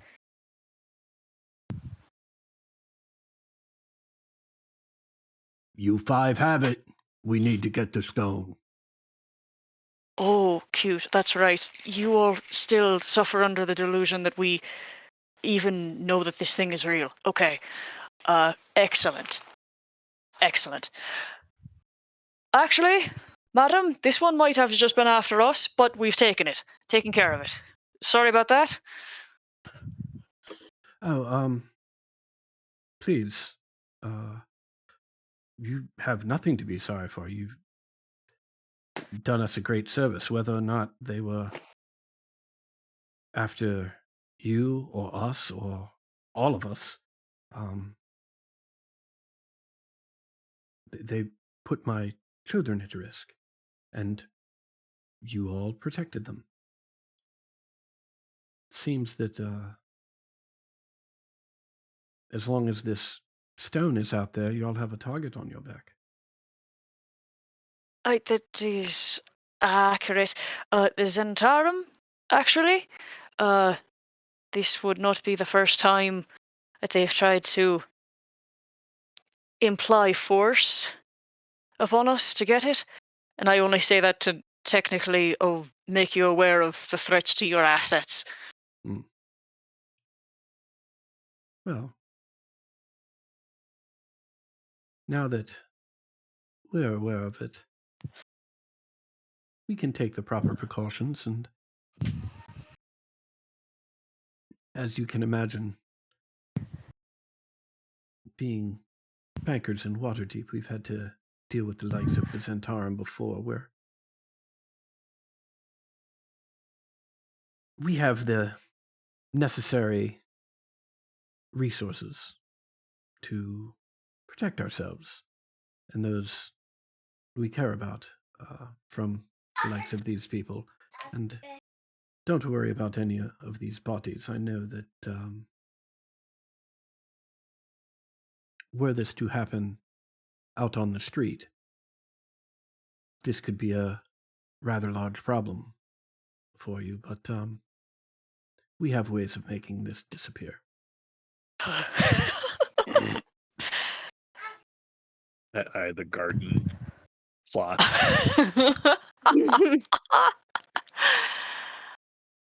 I ruffle the feathers on the Kenku's head. Hear that? Doesn't that sound nice? No. I'll sort of turn, like quarter turn towards everyone else and say, I don't think I have any true concerns about letting this one go, if nothing else to, again, tell the Zentarum we don't have this fucking rock they're after.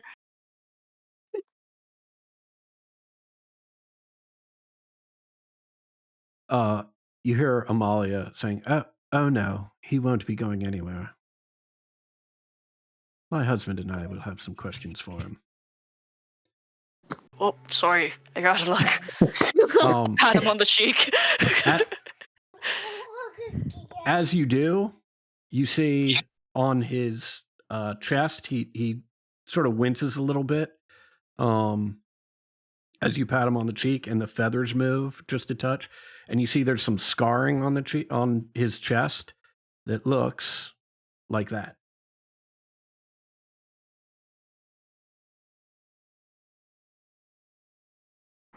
What looks like? In Oh. Roll20 chat. Oh, okay. Roll20 chat. Oh, okay. Mm. Weird. Believe as I'm familiar with that symbol.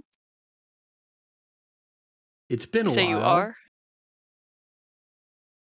It's been a while, and I don't know that I described it very well the first couple times, so I will give y'all some free help here. You've all seen this before. Couple times. You saw it on some crazed maniacs who dove into the pit at the Yawning Portal. Oh. And you've seen it painted on the walls in the hideout where you found Rainier Neverember. Oh. Hey, this is cheeky. So you went and got yourself tattooed twice, and how's that paying out for you? Playing both sides. Two sides, I suppose, not really both. Both.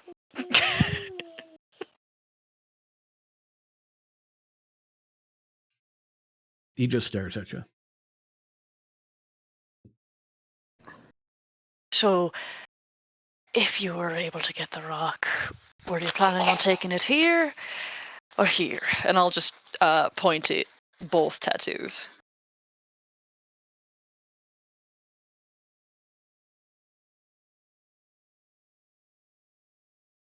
Um, At this point, I'm sort of just asking what the union benefits for each really were like.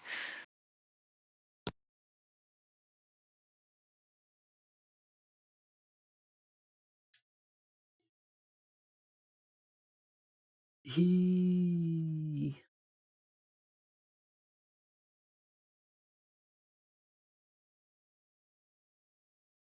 sort of looks around in the backyard to sort of assess his situation for the first time.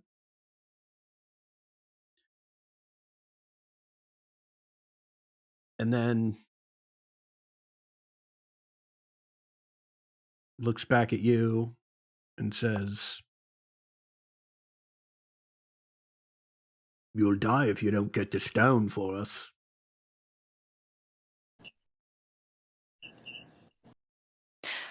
You wouldn't happen to recall this fella's introduction to you, do you? Hi, my name is what? My name is.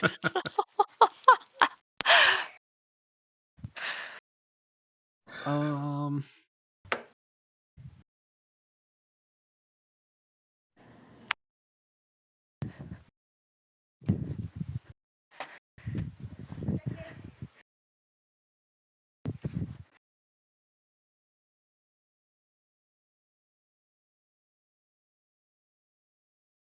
no, he just shakes his head to indicate no.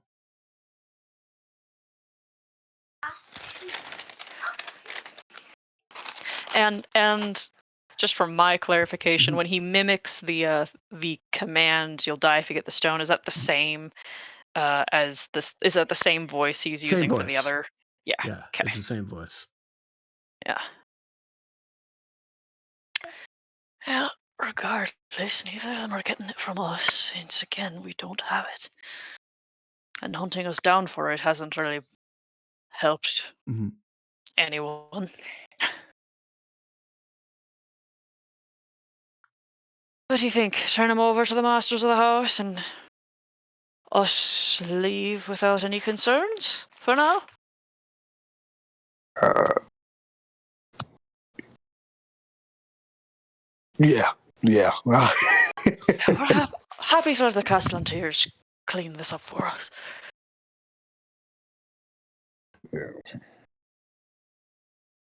Okay.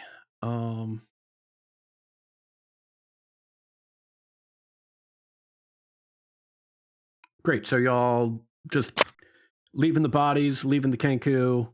Amalia says, "Well, yeah, we can certainly take care of all of that. Um,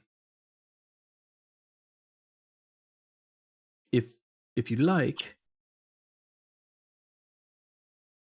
you can come in and um, get a rest before you head out." I think that would do us some good to make sure, in case we're jumped in the streets, we have a little bit of wind behind us. Great. Let me gather you all together. The hand of God. Try and do Katie, I so. find it charming you say that every time. It didn't even come from anything. That's just me being fucking weird. It's just stuck.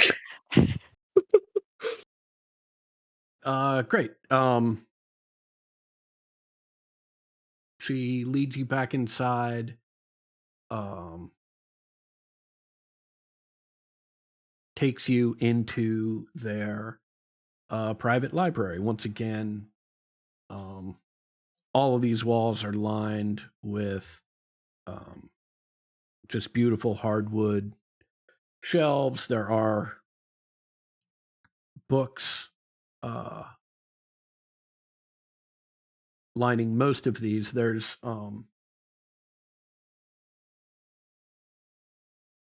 the southwest wall, so on this wall, the shelves don't have any books, but there are those glass bottles all a variety of sizes, both height and width, or height and diameters, that line that entire wall.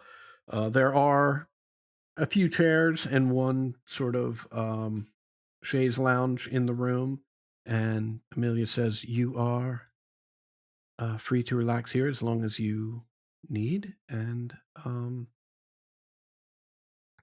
uh, just call for Wilford when you are ready to leave." And again, uh, my husband and I can't thank you enough for protecting us and protecting our children. And I know that they were almost certainly after us instead of you, but you wouldn't happen to have any idea where this so-called Stone of Galore might be. You are certainly a lot more connected than and he Us. gestures around at everybody. well, um, the short answer is no.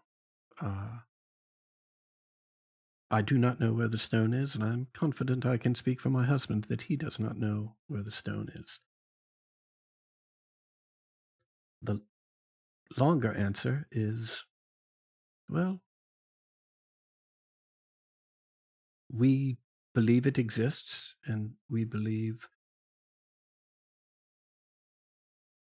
the dragons embezzled by Lord Neverember exist and are hidden here in Waterdeep.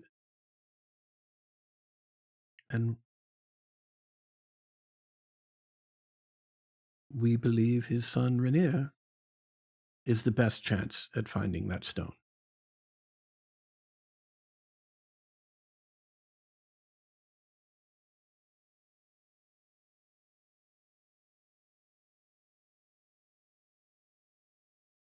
Well, it was worth a try. Thank you. Oh, my pleasure. And with that, she takes her leave.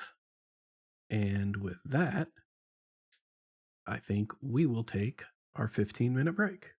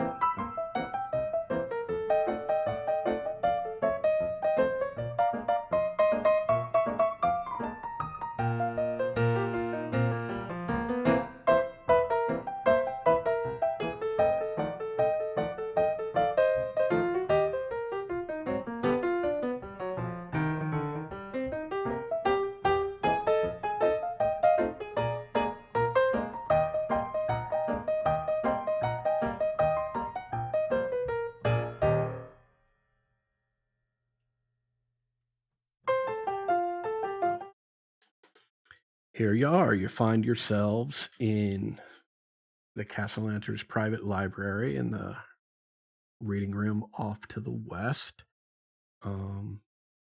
What are y'all doing? I'm gonna mend everybody's fancy outfits that may have been fucked up in this fight. Awesome. That's so nice.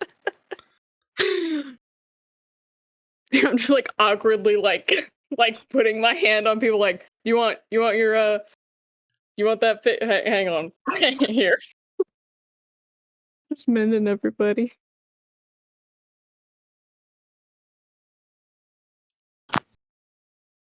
I'll do a song of rest so we can rest. Do I have that yet? I do. I never remember what level it is because it's so early. Right. Alright. What song is it? He's I swear not... to God, Max, if you say a Max Sabbath song, this is over. We're done. No, absolutely not. Most of his songs of rest are actually just noodling and like practicing. Okay.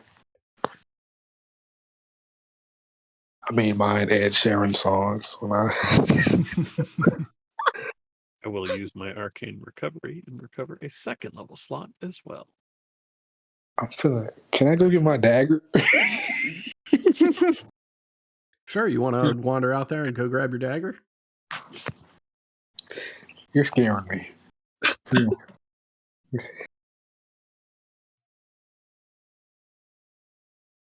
Go out there, get my dagger. We're in a library. Is there anything neat on the shelves? Hold on. Let's resolve.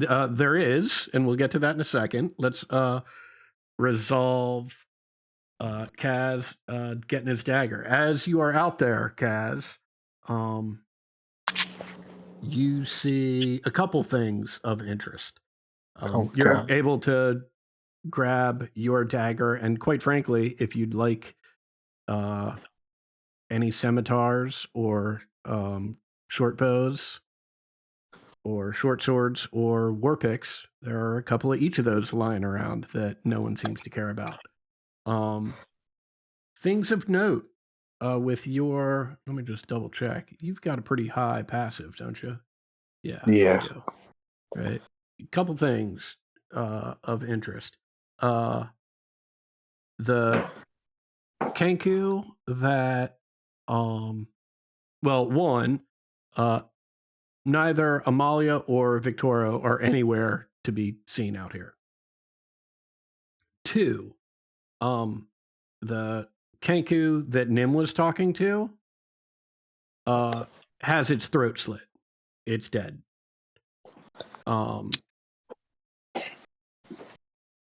Three, as you see some guards pulling these goblins away, right? You see on the shoulder of one of the goblins a tattoo that looks like a big circle with an eye in the middle of it. And it's hard to count, but it's like 6 or 8 like lines coming off of that with smaller circles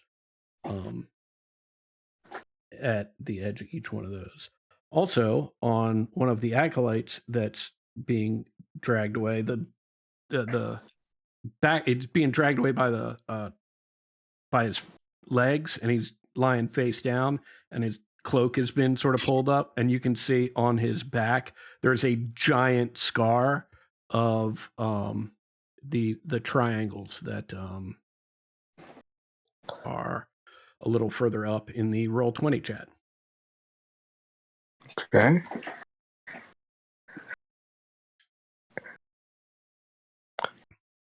Anything else? Okay. That's right. That's all you see without engaging in or with anything. You can either head back in or try and engage with some stuff. It might be difficult since there are a lot of guards doing their business out here. What would you like to do?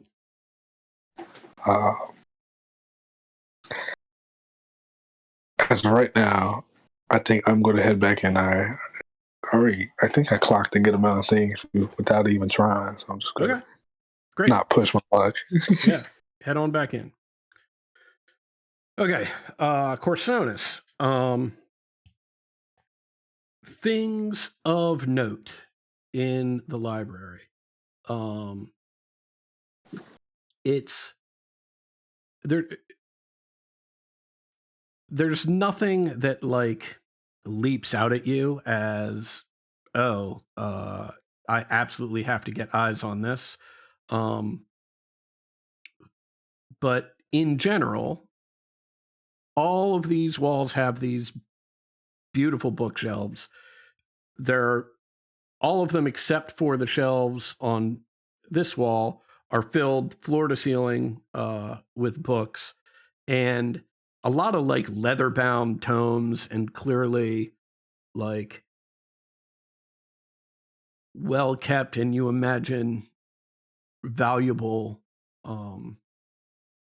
editions of whatever books they have here. The shelves on this wall, the best way I can describe it is sort of like an old time. It looks like what you'd see behind the counter at an old time apothecary. Just lots of different glass jars, different heights, widths, diameters. Some clear, some brown, some green, some that like amber color. All of them with lids.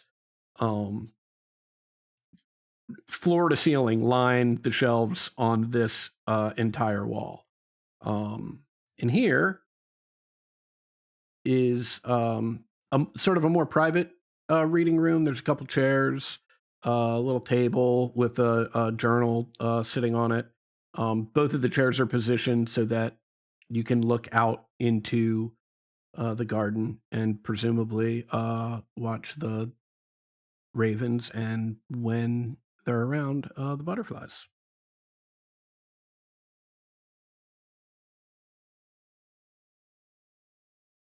Hmm.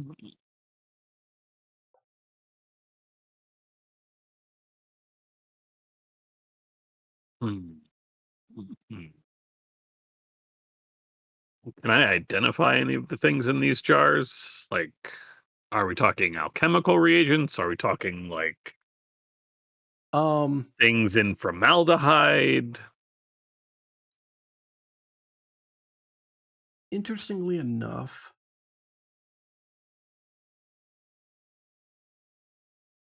you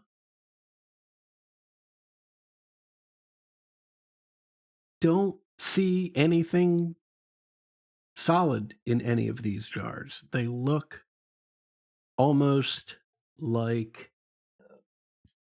they look almost like cloud chambers. There's like a very faint mist swirling in some of them, and you can really only tell in like the clear jars. In any that have any sort of color, it's very difficult to tell what's going on in there.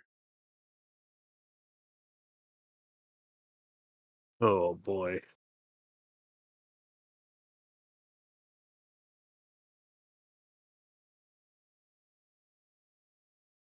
I don't think I'm gonna mess with that.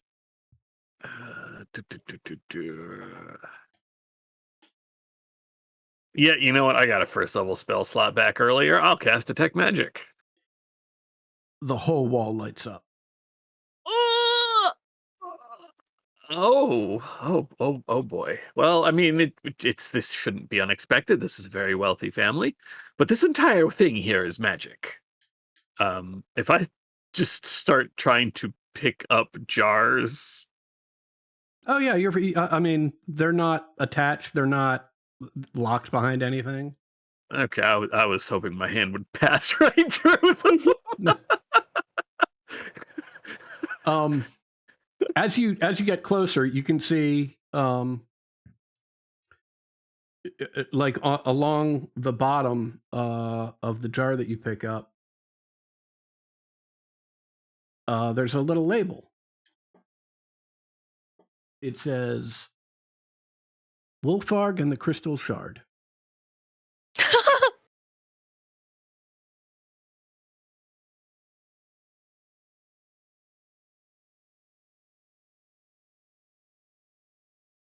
So what sort of magic are you seeing then?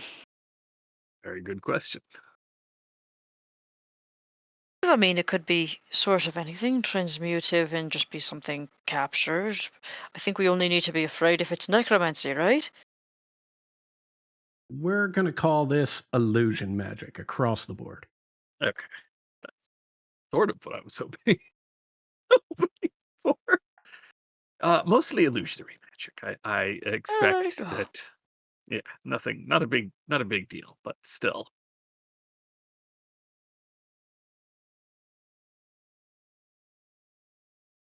Wait, I wonder if these are. Oh boy, I'm gonna open the jar that I just picked up. Oh Okay. my god! A booming voice starts telling the epic tale of a drow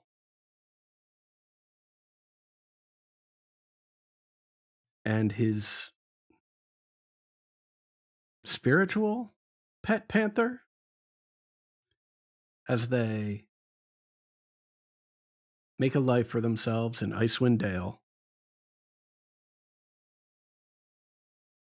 and befriend a dwarf who's befriended a barbarian.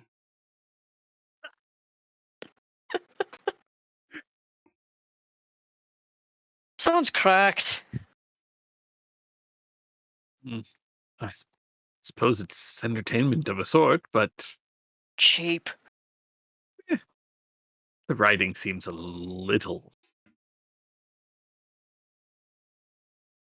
base. Maybe I don't know. I'm sure they'd never do something as silly as put bracers of haste on their legs or something like that. It's fine. And I'll put the jar back.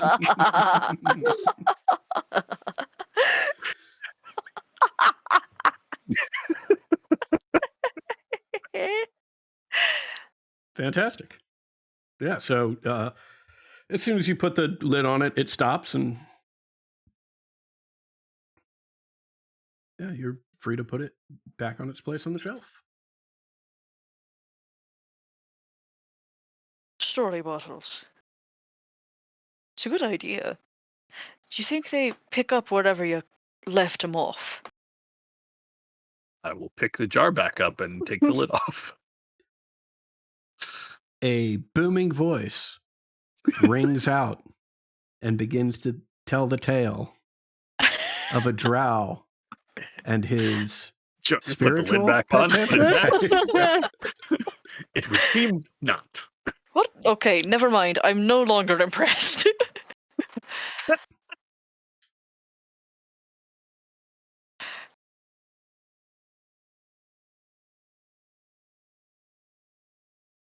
Well,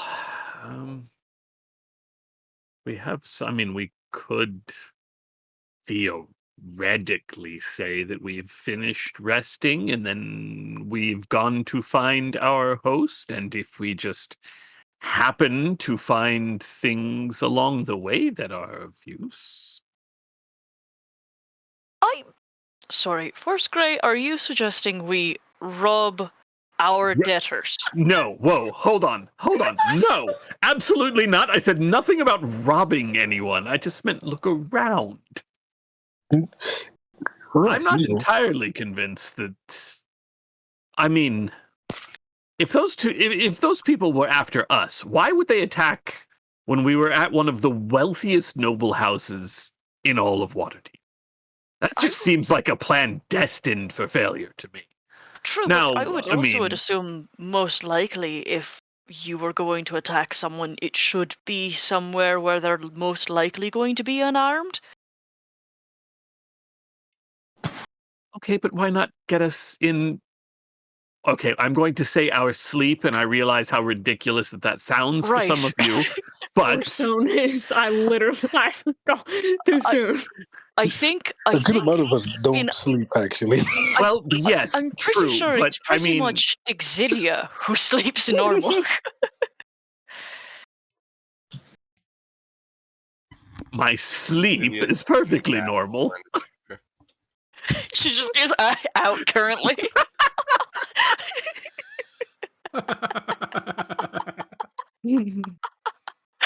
Like slumped and drooling in the armchair. Heidi's like stacking shit on her hand.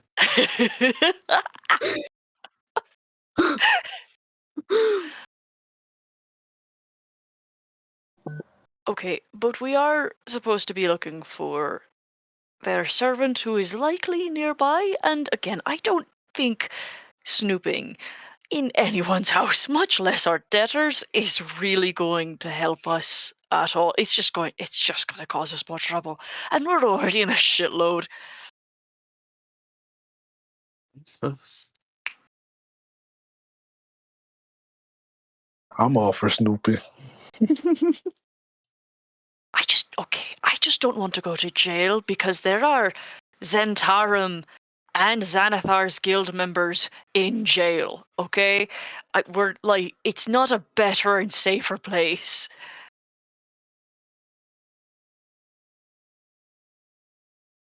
All right, that's fair.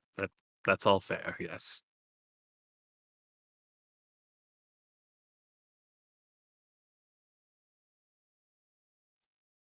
I'm gonna poke my head out. Oh, there he is. See, he was right here.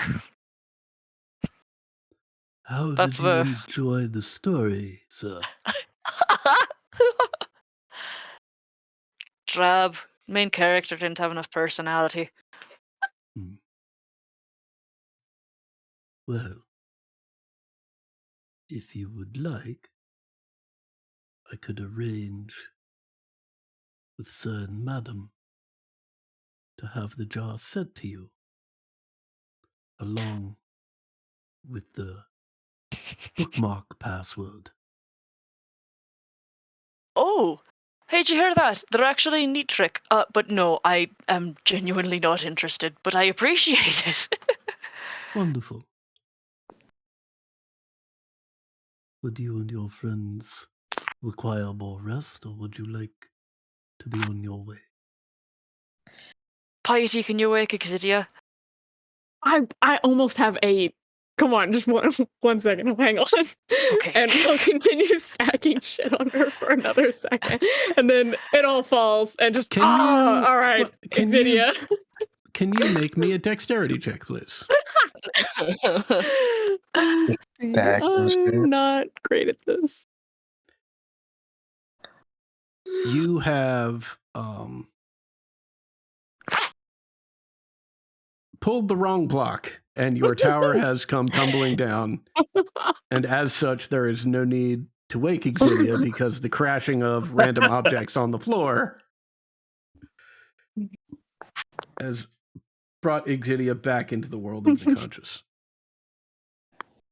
Kind of just startles awake and like scrambles for her quarterstaff. You're good. You're good. You're good. You're good. We're good. Okay. Yeah, I don't know how that shit ended up there. That's crazy. Certainly. Yep, fell or something. Wild.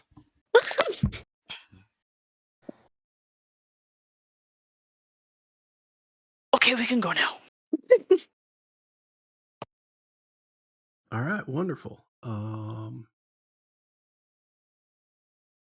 And we'll say it's maybe 10:30 at night. Where are y'all headed? Headed back home? I was gonna say I think I want to go out and get some drinks, but we own a fucking tavern. Go out, get some drinks. So we go down to the first floor.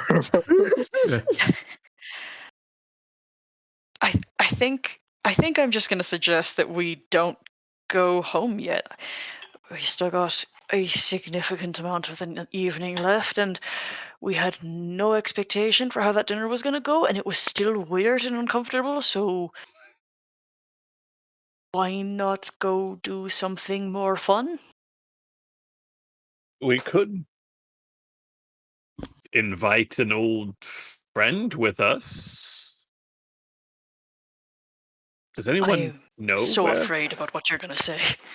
Well, I was going to suggest speaking to Neverember, but I realize now that I'm not entirely positive that we would be welcome to do so? Just roll up to his house?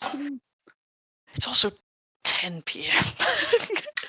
Do you really think that he's asleep when we could be going out drinking? I mean, he's just some guy.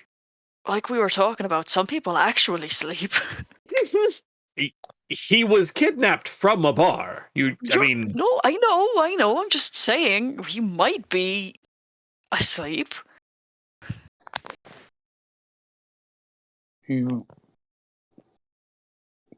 Okay. I'm going to be honest.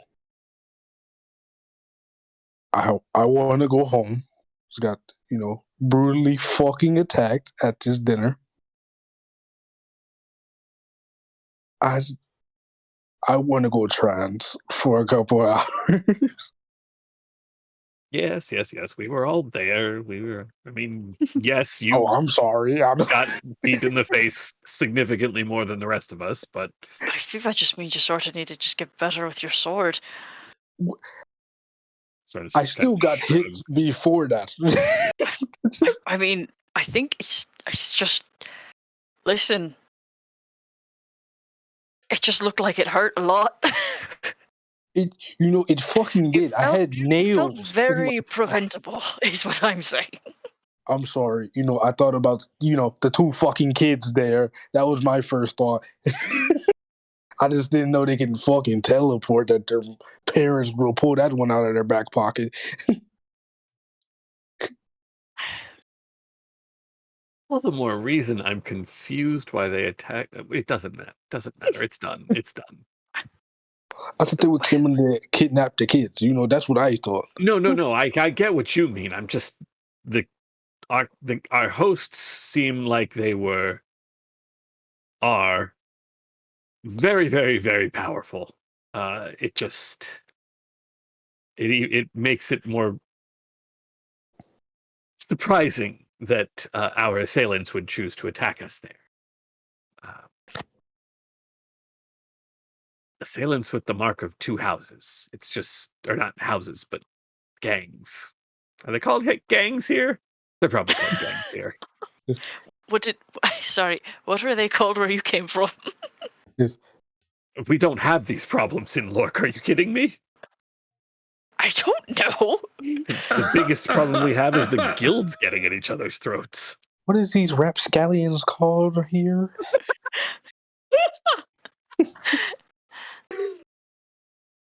Okay.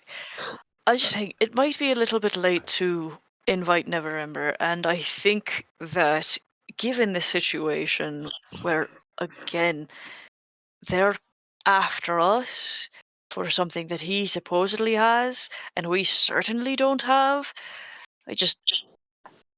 how many times have we tried to get that guy to fess anything up?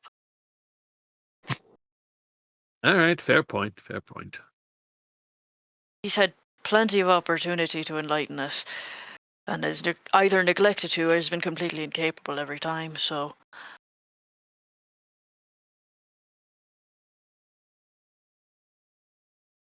I'm going to go have fun. Yeah. Any of you are welcome to join me. Oh, no, fuck no. I was just in a fucking gang action, gang brawl. I think I want to go home now. All right, we're going to go do hard drugs and have fun. All right. Fucking Excidia, goddamn it. Love her. Right. She was unconscious, right? Just snoring away, like barely awake, right? And then as soon as you mention, like, oh, we're gonna go do hard drugs and have fun, I imagine immediately Exidia's like standing right next to you and it's like, all right. Full focus. Eyes pop open. Yeah. It's called a pregame power nap. Yeah, hell yeah. Hell yeah. This is how she can stay up with the people who only need 4 hours of rest. Yeah. She took 4 hours of rest a few minutes ago. Oh my god, it was like one of those sleepers. If only it worked that way. Right. They do that thing where they sleep 2 hours, wake up, sleep in there 2 hours. Also,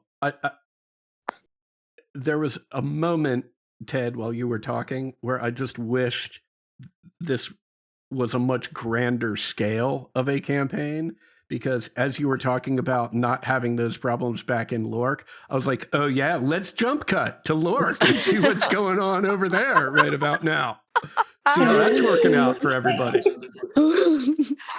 Hold on, I'll pass you my notes for all the people who were the Okay, guild awesome. masters out there. Awesome. Okay. So it sounds like what we've got. It sounds like Failure to communicate.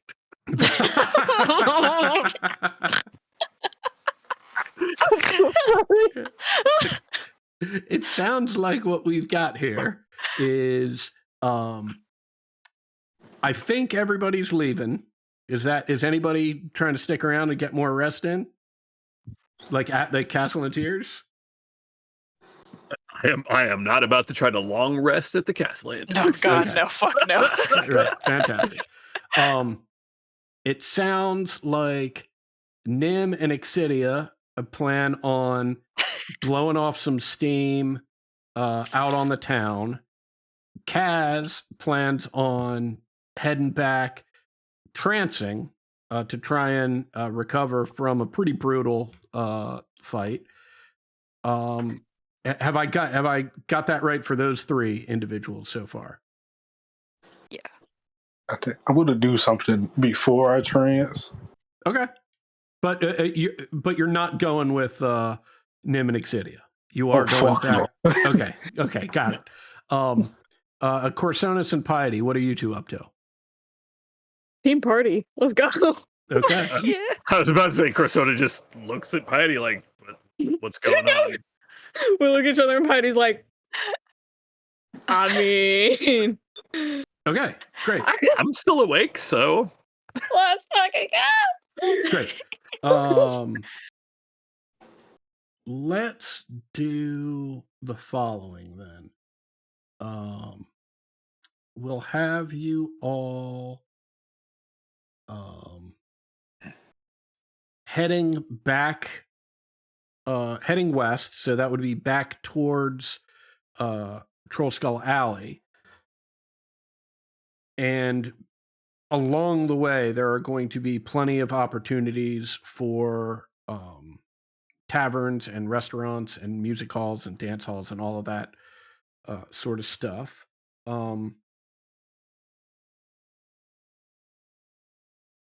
And is there a particular type of establishment that y'all are looking for? My instinct. Are we talking? Yeah, I'm sorry. Go for it. Oh, you're fine. My instinct is to try to find some dark elf underground scene and effectively find somewhere where I can do fantasy acid with my friends. Okay. Is my plan. Got it. And probably like hit up some folks that I actually know, like and yeah. Go somewhere where I feel like we'll actually be a chill vibe, and not a bunch of strangers to me anyway. Mm-hmm. Got it. All right. This being Waterdeep, that's not terribly difficult to find. It's all perfectly legal, right? And basically the process that you go through in order to find this establishment is you walk into a nearby tavern,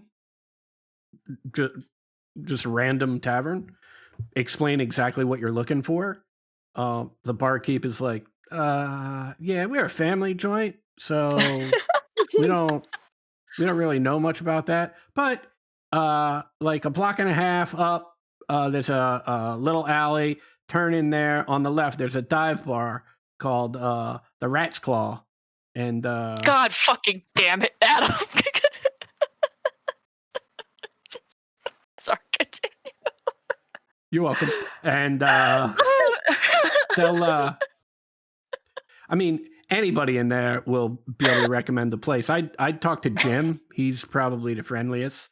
But anybody will know. You go up there, you go ask for Jim, right? Turns out he's the bartender, and he just says, "Yeah, 3 blocks up, is gonna be it's a doorway right next to a bookstore. It's gonna be a big orc sitting out there. She's a real sweetheart. Tell Julie that Jim sent y'all, and you'll have a great time. It'll be lots of fun." You go up there, just as advertised. Door next to a bookstore. There's no sign. There's nothing other than this, like 7'4", like 350-pound orc, right? Sitting on a stool, reading a book outside this door, and you say Jim sent you. She's like, "All right, sweethearts, everybody be good. It's a real mellow vibe in there, so I don't want any trouble." She's sort of looking over the 4 of you as you're walking in, and she puts a hand on Corsonus's shoulder and sort of stops him, right? And isn't speaking to him, but is speaking to the other 3 of you. You sure this one knows what he's doing? No, that's why he's with me. Oh, all right, good enough. Have fun, sugar. Right. Thank you. Right. In you go, narrow stairway going down, right? And you get down there, and it is dark. There are, it almost looks like it's whatever light you see is emitted by one of 2 things. It looks like at each table, almost like a jar of fireflies, right? That's how sort of dim and flickering the light is. And then on, it's strange because behind the bar, there aren't any bottles, right? There's just this big blank space, right? And on it, you can see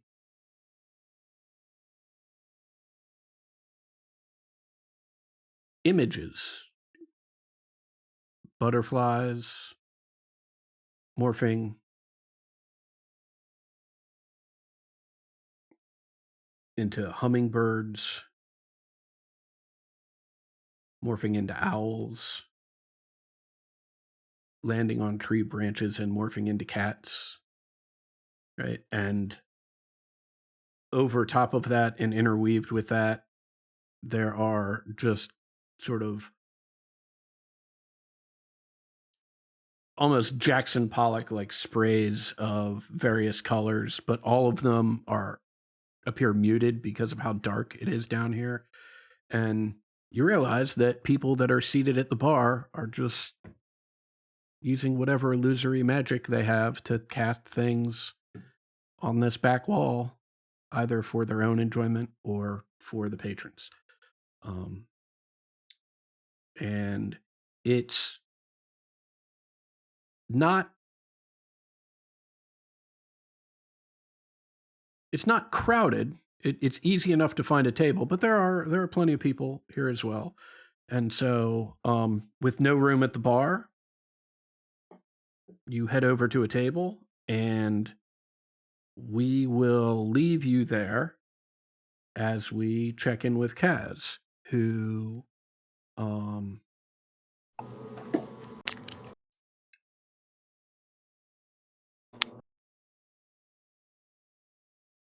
you know Hello? what, Kaz? Roll me a d20. All right. Got that for you.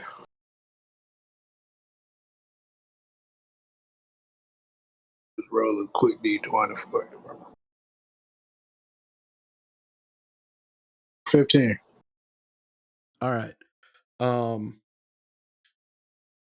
Has a mostly uneventful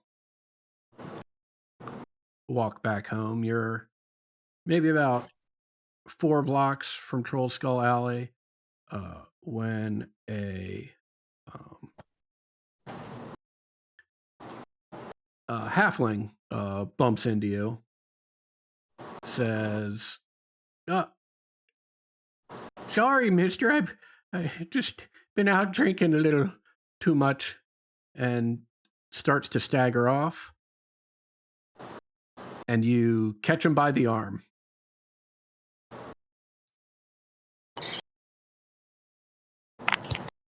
Because you know that he has taken a dagger off of your belt. I was going to ask instantly too. I was going to say, like, let me check my shit. Yeah, no, you caught him. Right. You know, I ran that fucking scam a couple times myself. I don't think that was going to work the best on me. Oh, well, if you're a fellow practitioner, then I guess you'll have the common decency to just let me go when I give you the dagger back, right? Right. What's your name, boy?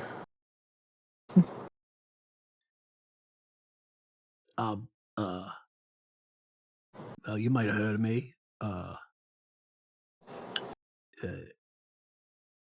People call me Chelsor the Magnificent.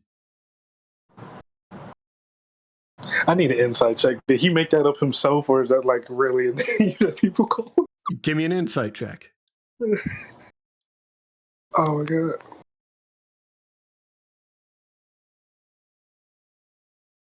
Seven. Oh my god.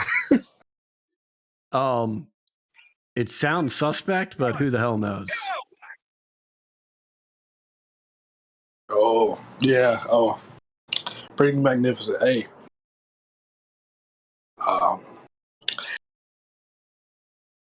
That's cool.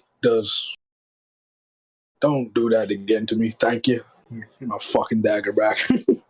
Yeah, no. All it takes is once. If I had known you were on the grift too, I never would have bothered you. Honor among thieves and all. You know. Hey. Nah, look, I get it. Right. Wrong time. Wrong person. But I do know a couple people down the way. I saw they looked actually drunk. I think they'd be a little easier for you. Oh. Can you point me in the right direction? I'll point them right at the closest people that looked drunk. All right. And he tips his cap and goes running after him. And yeah, that is there's other, sort of passersby, and the streets are far from empty, but that is the most exciting thing that happens on your walk home. And you make it home, and what would you like to do when you're there? First of all, the tavern open, right? It's open. Oh yeah, tavern's Okay. open. Staff is working. It's, you're in that 10-day where you're just raking it in, so it's pretty crowded. All right. First of all, I'm gonna go up the stairs by myself. Hell yeah! You know what? Way to go, Kaz. Point of inspiration for finally making it up the stairs by yourself. Got him. Now, I think Kaz is going to start investigating, make sure, because we just got attacked at someone else's manor. But if they knew we were there, they most likely knew we live here. So they probably went searching through our shit if they did. So I'm just going to start looking around to see if anything's out of order. Great. Make me an investigation check, please. Okay. I'm going to use my inspiration on that. Yeah. Okay. Awesome. Um,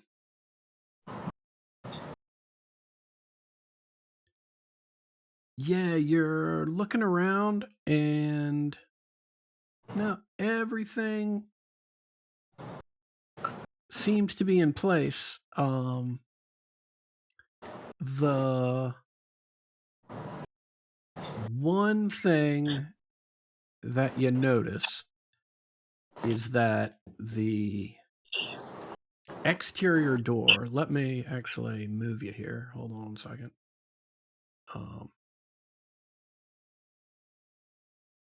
The exterior door to like your residences, which as we talked about was sort of in the back here, right? You can see some scratches and a little bit of gouging where someone who isn't all that skilled with thieves tools like picked that lock. But you can also tell that that's not exactly fresh. Like the gouges where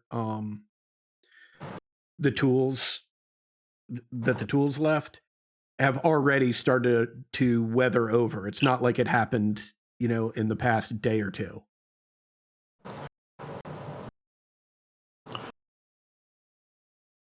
How fresh are we talking? Like it's not that fresh, but it looks recent, right?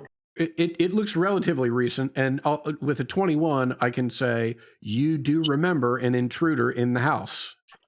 I do remember that, bro. Yeah, and so you think, right? I mean, unless you've got a skill I'm not aware of, you're not a wood expert, right? But you can probably right, you can tell that these things aren't 6 months old, and they're not like a day old, right? And so it seems to line up with dude probably picked this lock or jimmied the lock open to get in to harass Piety. I think I'm still just gonna go. I'm gonna like have my dagger out and still go room by room, just like checking it. Yeah, you do, and everything looks to be in order. Okay, hey, I'm gonna go to my room, make a joint, and start reading my how-to guide. And just smoke at home for the rest of the night. Everything you're doing, because Raid Shadow Legends just released a Okay. new. Oh my god, they got an ad in this fucking book. Raid Shadow Legends. Yeah. Oh, That was my phone. My bad. No worries. So Kaz is calling it a night, getting some rest in. Is that accurate? yeah. All right, fantastic. Let's rejoin the crew at the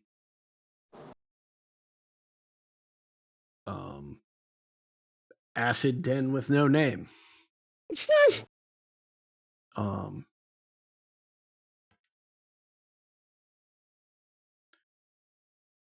A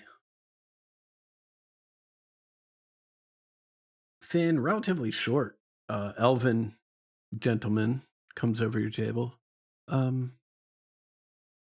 Yes, what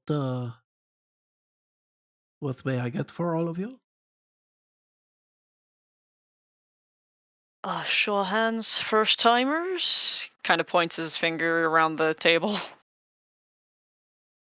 Probably don't remember. That's never not going to crack me up. Yeah, it's really funny. That's so good. Your answer to everything. Right. Corsonis, I'm prepared to be completely floored if I've been wrong in my assumptions about you. I'm sorry. What are we here doing? I thought we were drinking. We're going. Okay. Might I recommend some tea for these two? That sounds perfect. Wonderful. And for you and Madam? I think she can take something stronger, and I've had a little tolerance. Ah, yes. Well, um, so tea for these two, and how about space cakes? Do a little chef's kiss. Wonderful. As he's leaving, I'm going to like make sure I'm at like facing the facing everyone at tables. I want, apparently, since it wasn't made clear, we're going to be consuming hallucinogens. I don't want to be responsible for not having told you that. I thought it was understood.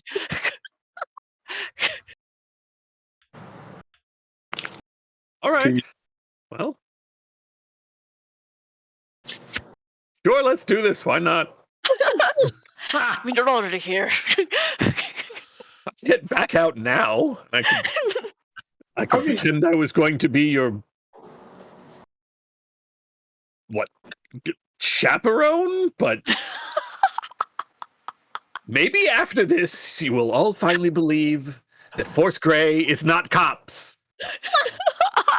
You know the one person you're talking about is not there.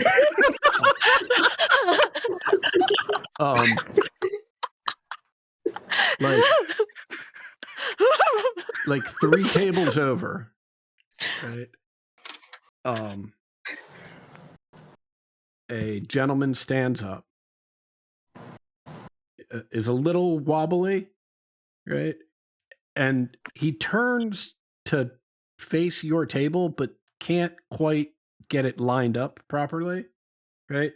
And you see he's wearing the garb, right, of the city guard. It's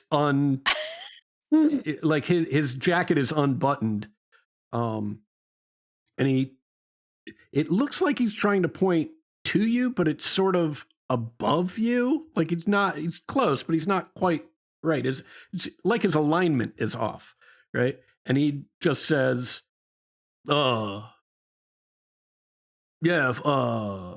Force Grey is not cops.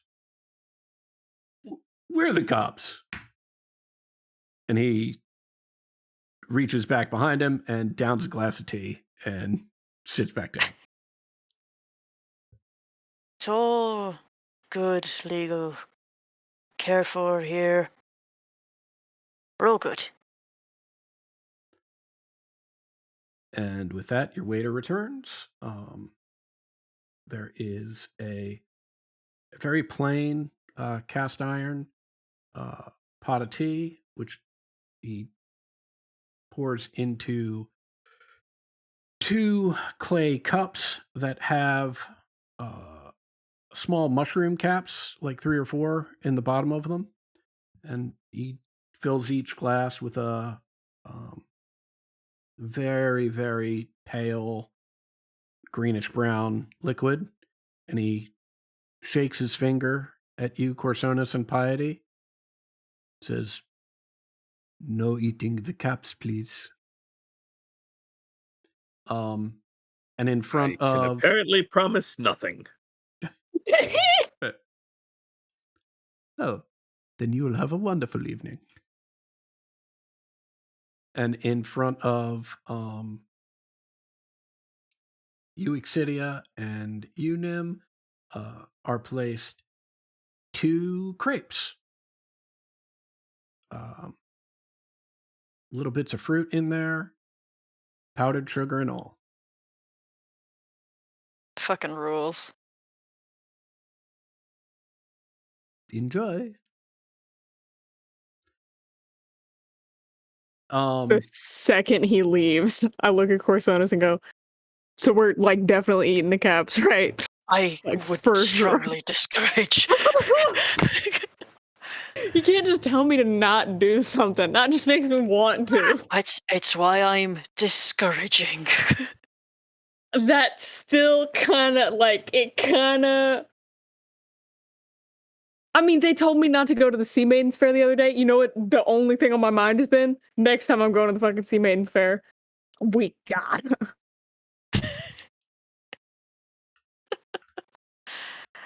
I'll just eat my crepes. Okay.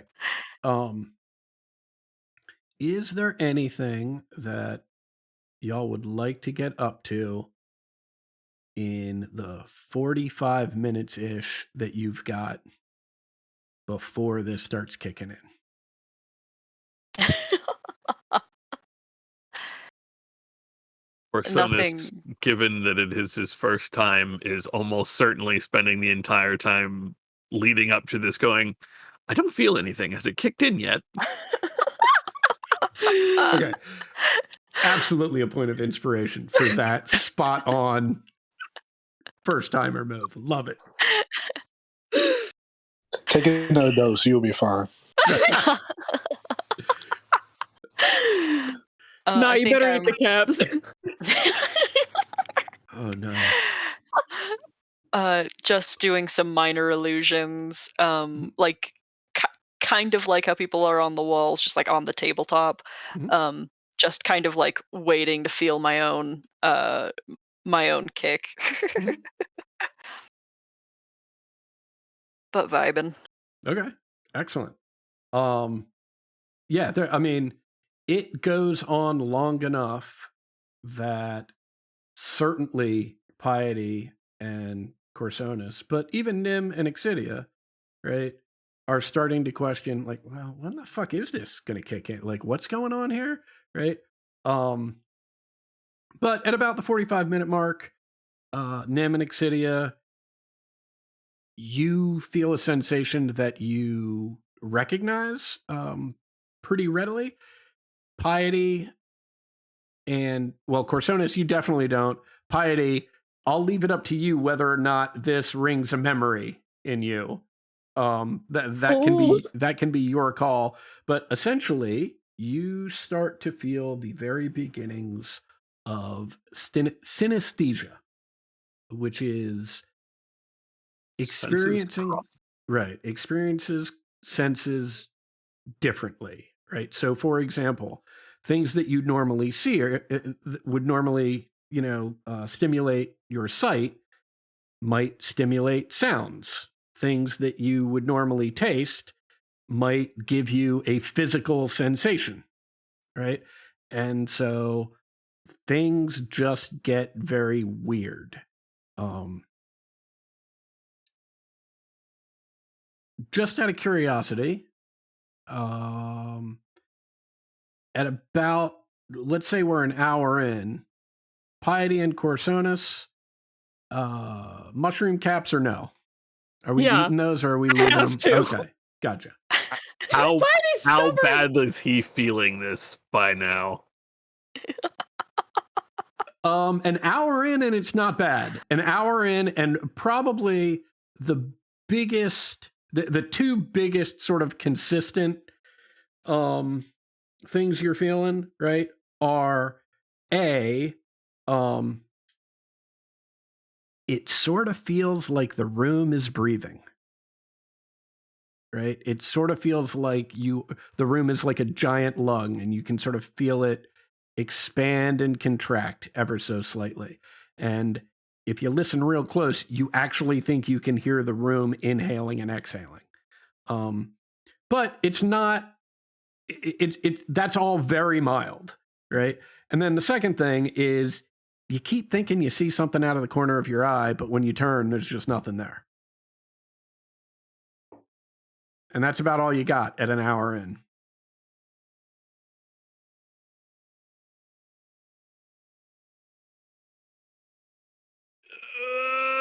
Sure.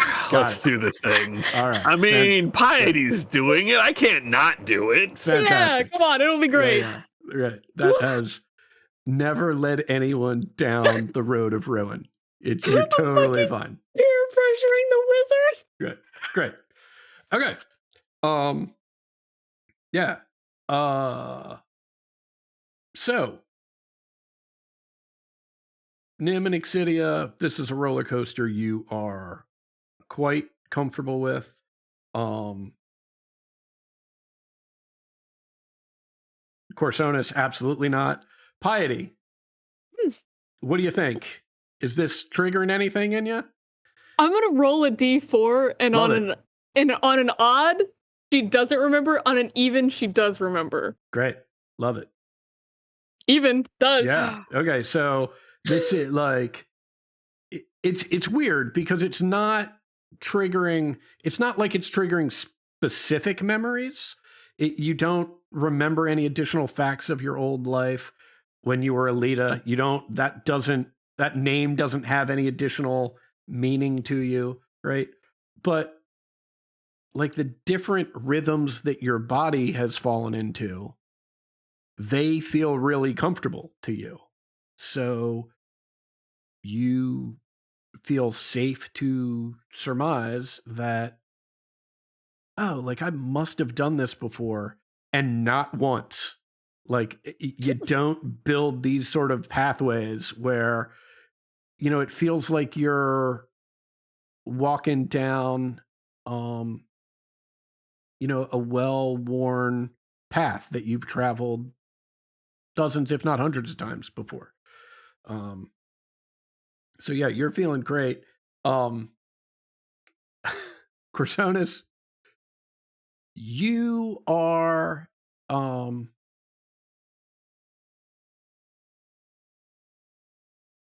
bouncing back and forth between just giddy laughter, euphoria. This is the best thing that's ever happened and will ever happen.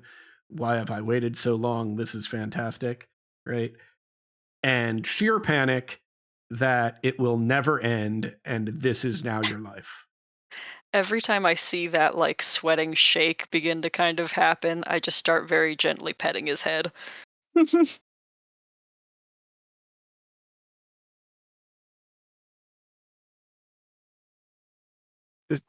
Does anyone else hear that? We all hear that. Of course we all hear that. What are you talking about? Of course we all hear it. It's fine. It's fine. Shh, it's okay. It's fine. No, I'm fine. You have to answer the wall. I'll play very, very quietly on my lute to like give him another sound to focus on.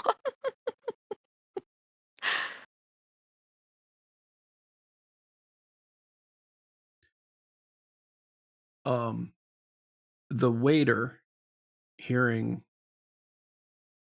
some of this as he passes by, just puts a hand lightly on your shoulder, Corsonis, and just says, "Oh, the walls here are very friendly. They do not mind if you don't answer them." Wanders off. I like him.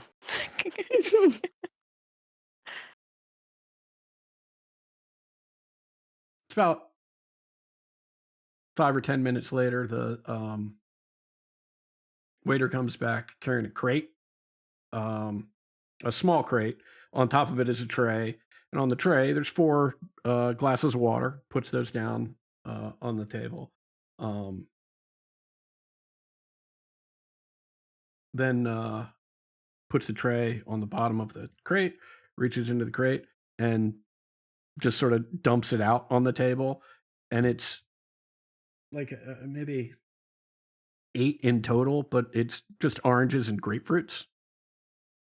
Fuck yeah. Yes, these will be good under current circumstances. On the house.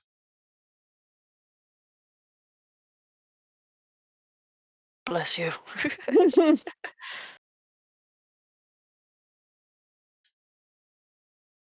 Yeah, and the evening unfolds. Is there anything in particular that any of you would like to either get up to or try and investigate, or patrons you want to converse with, or do you just want to sit and enjoy each other's company and enjoy the roller coaster ride of this hallucinatory, chemically induced state that you all find yourselves in? I got stabbed tonight. I don't need to do any more investigating. Right. Yeah, That's yeah. why I came here. Love it. Love it. All right. I mean, Well, yeah. Physically, Piety's just gonna be sitting chilling, but I think that she's gonna be trying to like think as hard as she can with this, as like trying to knock something loose, like this weird kind of familiar feeling. It's like, ooh, this is weird, both because I'm high as fuck and Okay. because I feel like I did this before and that's Great. never happened. So like just trying to, I don't know, dig into that. Something. Big fan of that impulse, right? I'll tell you what we'll do. If you can roll me a nat 20, I will give you a specific detail from your past. Okay. Pre-death. Just a random, just a D20. Just roll me a d20. Please be the one. No, not a chance. Yeah, it's just We're just gonna have not to keep coming back here. Yeah. right. It feels, God, you're so close. Like it feels like you're just reaching for it, and it's like you can feel it. I mean, you can literally feel it on your fingertips, and as you try and close your hand around it, it just sort of squirts out of your grasp. Yeah, and that's going on for some time as you're trying to focus on these things.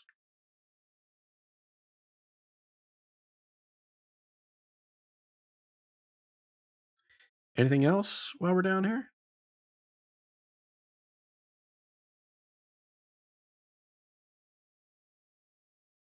No. All right. Well, the evening rolls on. It's probably, I'd say, another.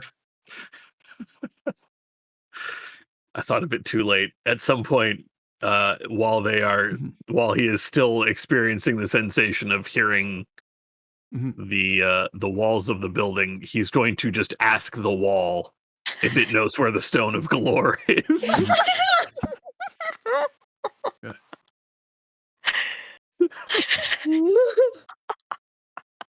Okay. Corsonis, you hear, but no one else hears. Hell yes.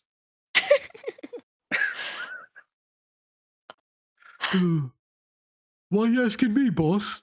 I'm just a wall. You should probably ask Grania. That's what I've said to everybody, but everyone's like, no, it's too late to go bother Rainier now. He could be enjoying this time with us, but no. Oh, Chief. Well, I'm not the chief. I'm still just a rookie. But yeah, Maybe but one who's- day. Maybe one day. But who's with Force Grey? That's you, pal. Force Grey's gotta trust her instincts.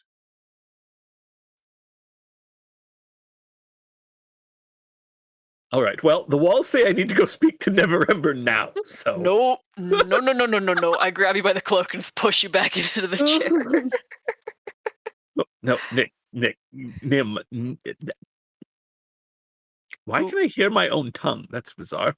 No, I'm positive that the building has said it's best if I go speak to. The building said it. Yes, the walls. Yes, Yes, and the building has never ever lied to you before. correct. That is true. The building has never lied to me. You're very, very certain that the Hey. walls of a building you've never been in before have never lied to you. Hey, buddy. It looks like you missed a mushroom cap in your mug there.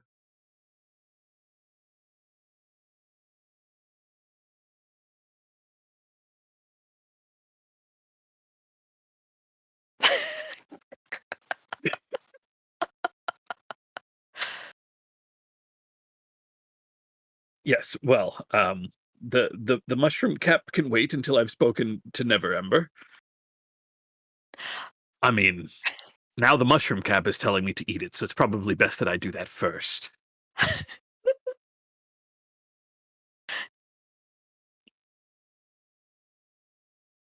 Sorry, we're gonna keep going. I was like reviewing my spell list if there was something I could do to contain you if you actually started to leave, but I don't think sleep would do it. I am specifically not immune to sleep, so Oh, that's right. You're Kalish. That's right. I probably could have done it if needs be. I'll sit easy, knowing that I can attempt that at least if I have to. Well, I don't think it will be necessary because the natural course of this particular intoxicant, the synesthesia has reached its apex and has been waning now for some time. And as it wanes, it is replaced with this absolute sense of calm and well being and interconnectedness amongst all beings and all things. And you're probably at this point maybe 5 hours into this process. And you just have this wonderful sense of oneness and well being come across all of you.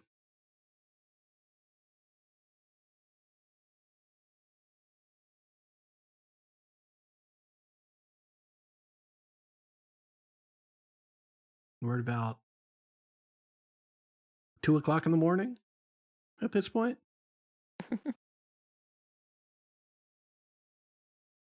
Once the feeling's back in my legs, I'll start packing everybody up. Okay, fantastic. Everybody headed home? All right, Hell yeah. spectacular. Probably for the best. Um, absolute temptation to go knock on Neverember Manor right now. all right. Everybody's at home. Everybody can take a long rest.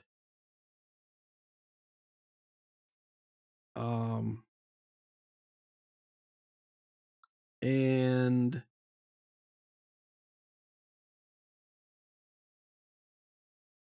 yeah, I think. Well, certainly, Kaz, you hear this in the morning. Everybody else, you're a little foggy, but it's not like a traditional sort of hangover. It's more just general confusion because a lot of the memories you have from the night before don't make a lot of sense, at least from once you entered into the hallucinogen-soaked tavern. But Kaz, as I said, you hear it clear as day. There's an explosion outside of Troll Skull Manor. After this explosion, right, you can see like a bright flash, that is timed exactly with this explosion from one of the windows. You hear people start screaming.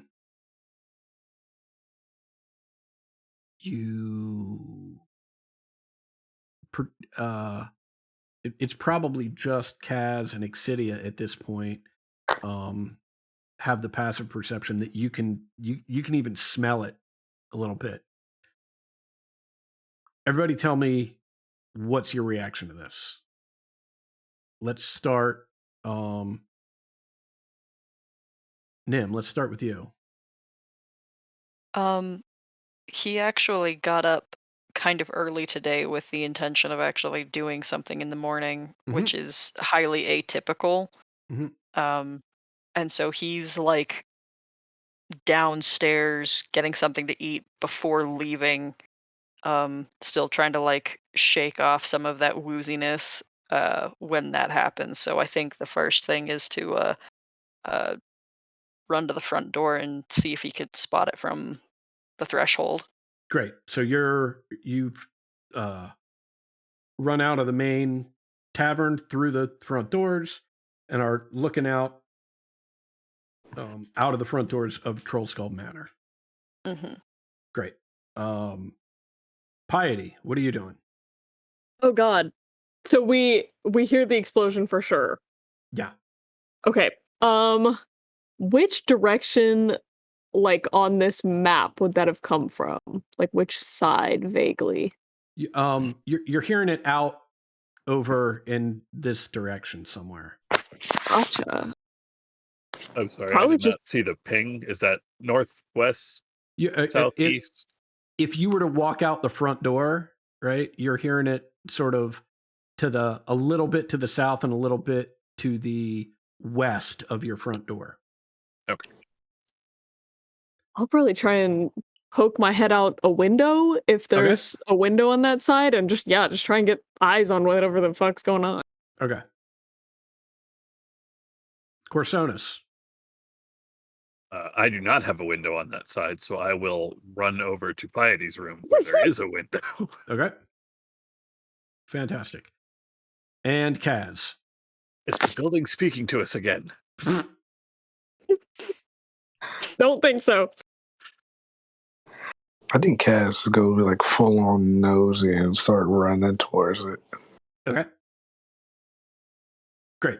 Well, you've all in varying degrees got eyes on it, or at least on something, right? So I'll start with Piety and Corsonus. What you can see from the window is the after effects of some sort of explosion. You can see things. This happened in Troll Skull Alley, right? So it's close, right? And you can see there are things sort of along the street that seem to be smoldering, but it doesn't look like any of the buildings are on fire. So you can surmise that it's not likely that either a building exploded or something in a building exploded. Like it looks like whatever happened out on the street. And because you can see some of that residual fire there, but that's about the only place you see it. You see smoke rising from those fires, and you see people running away from those fires. That's about all you can make out from the windows. Nim, on the front porch, in addition to that,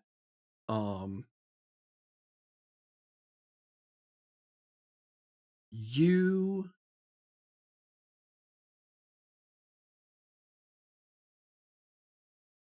see two bodies just lying in the street.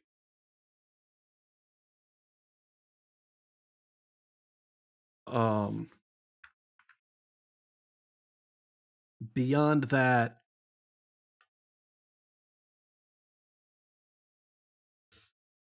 I don't think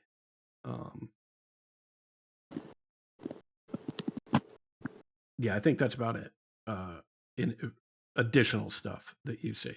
Corsonus, you've run out sort of directly towards this, and you're having to dodge people that are running away and sort of push them. I think you mean Kaz, right? Oh yeah, sorry, Kaz. You're running out towards this. Thank you. And you're pushing people aside as they're because you're running right into this crowd that's running away from whatever this is.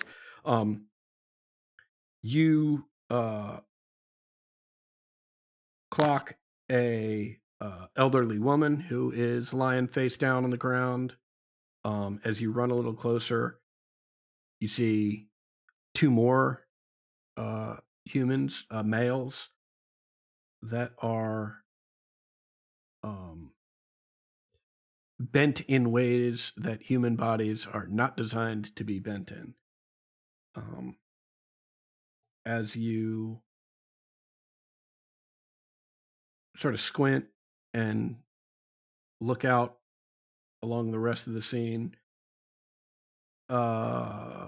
make me a perception check. Got you. Okay.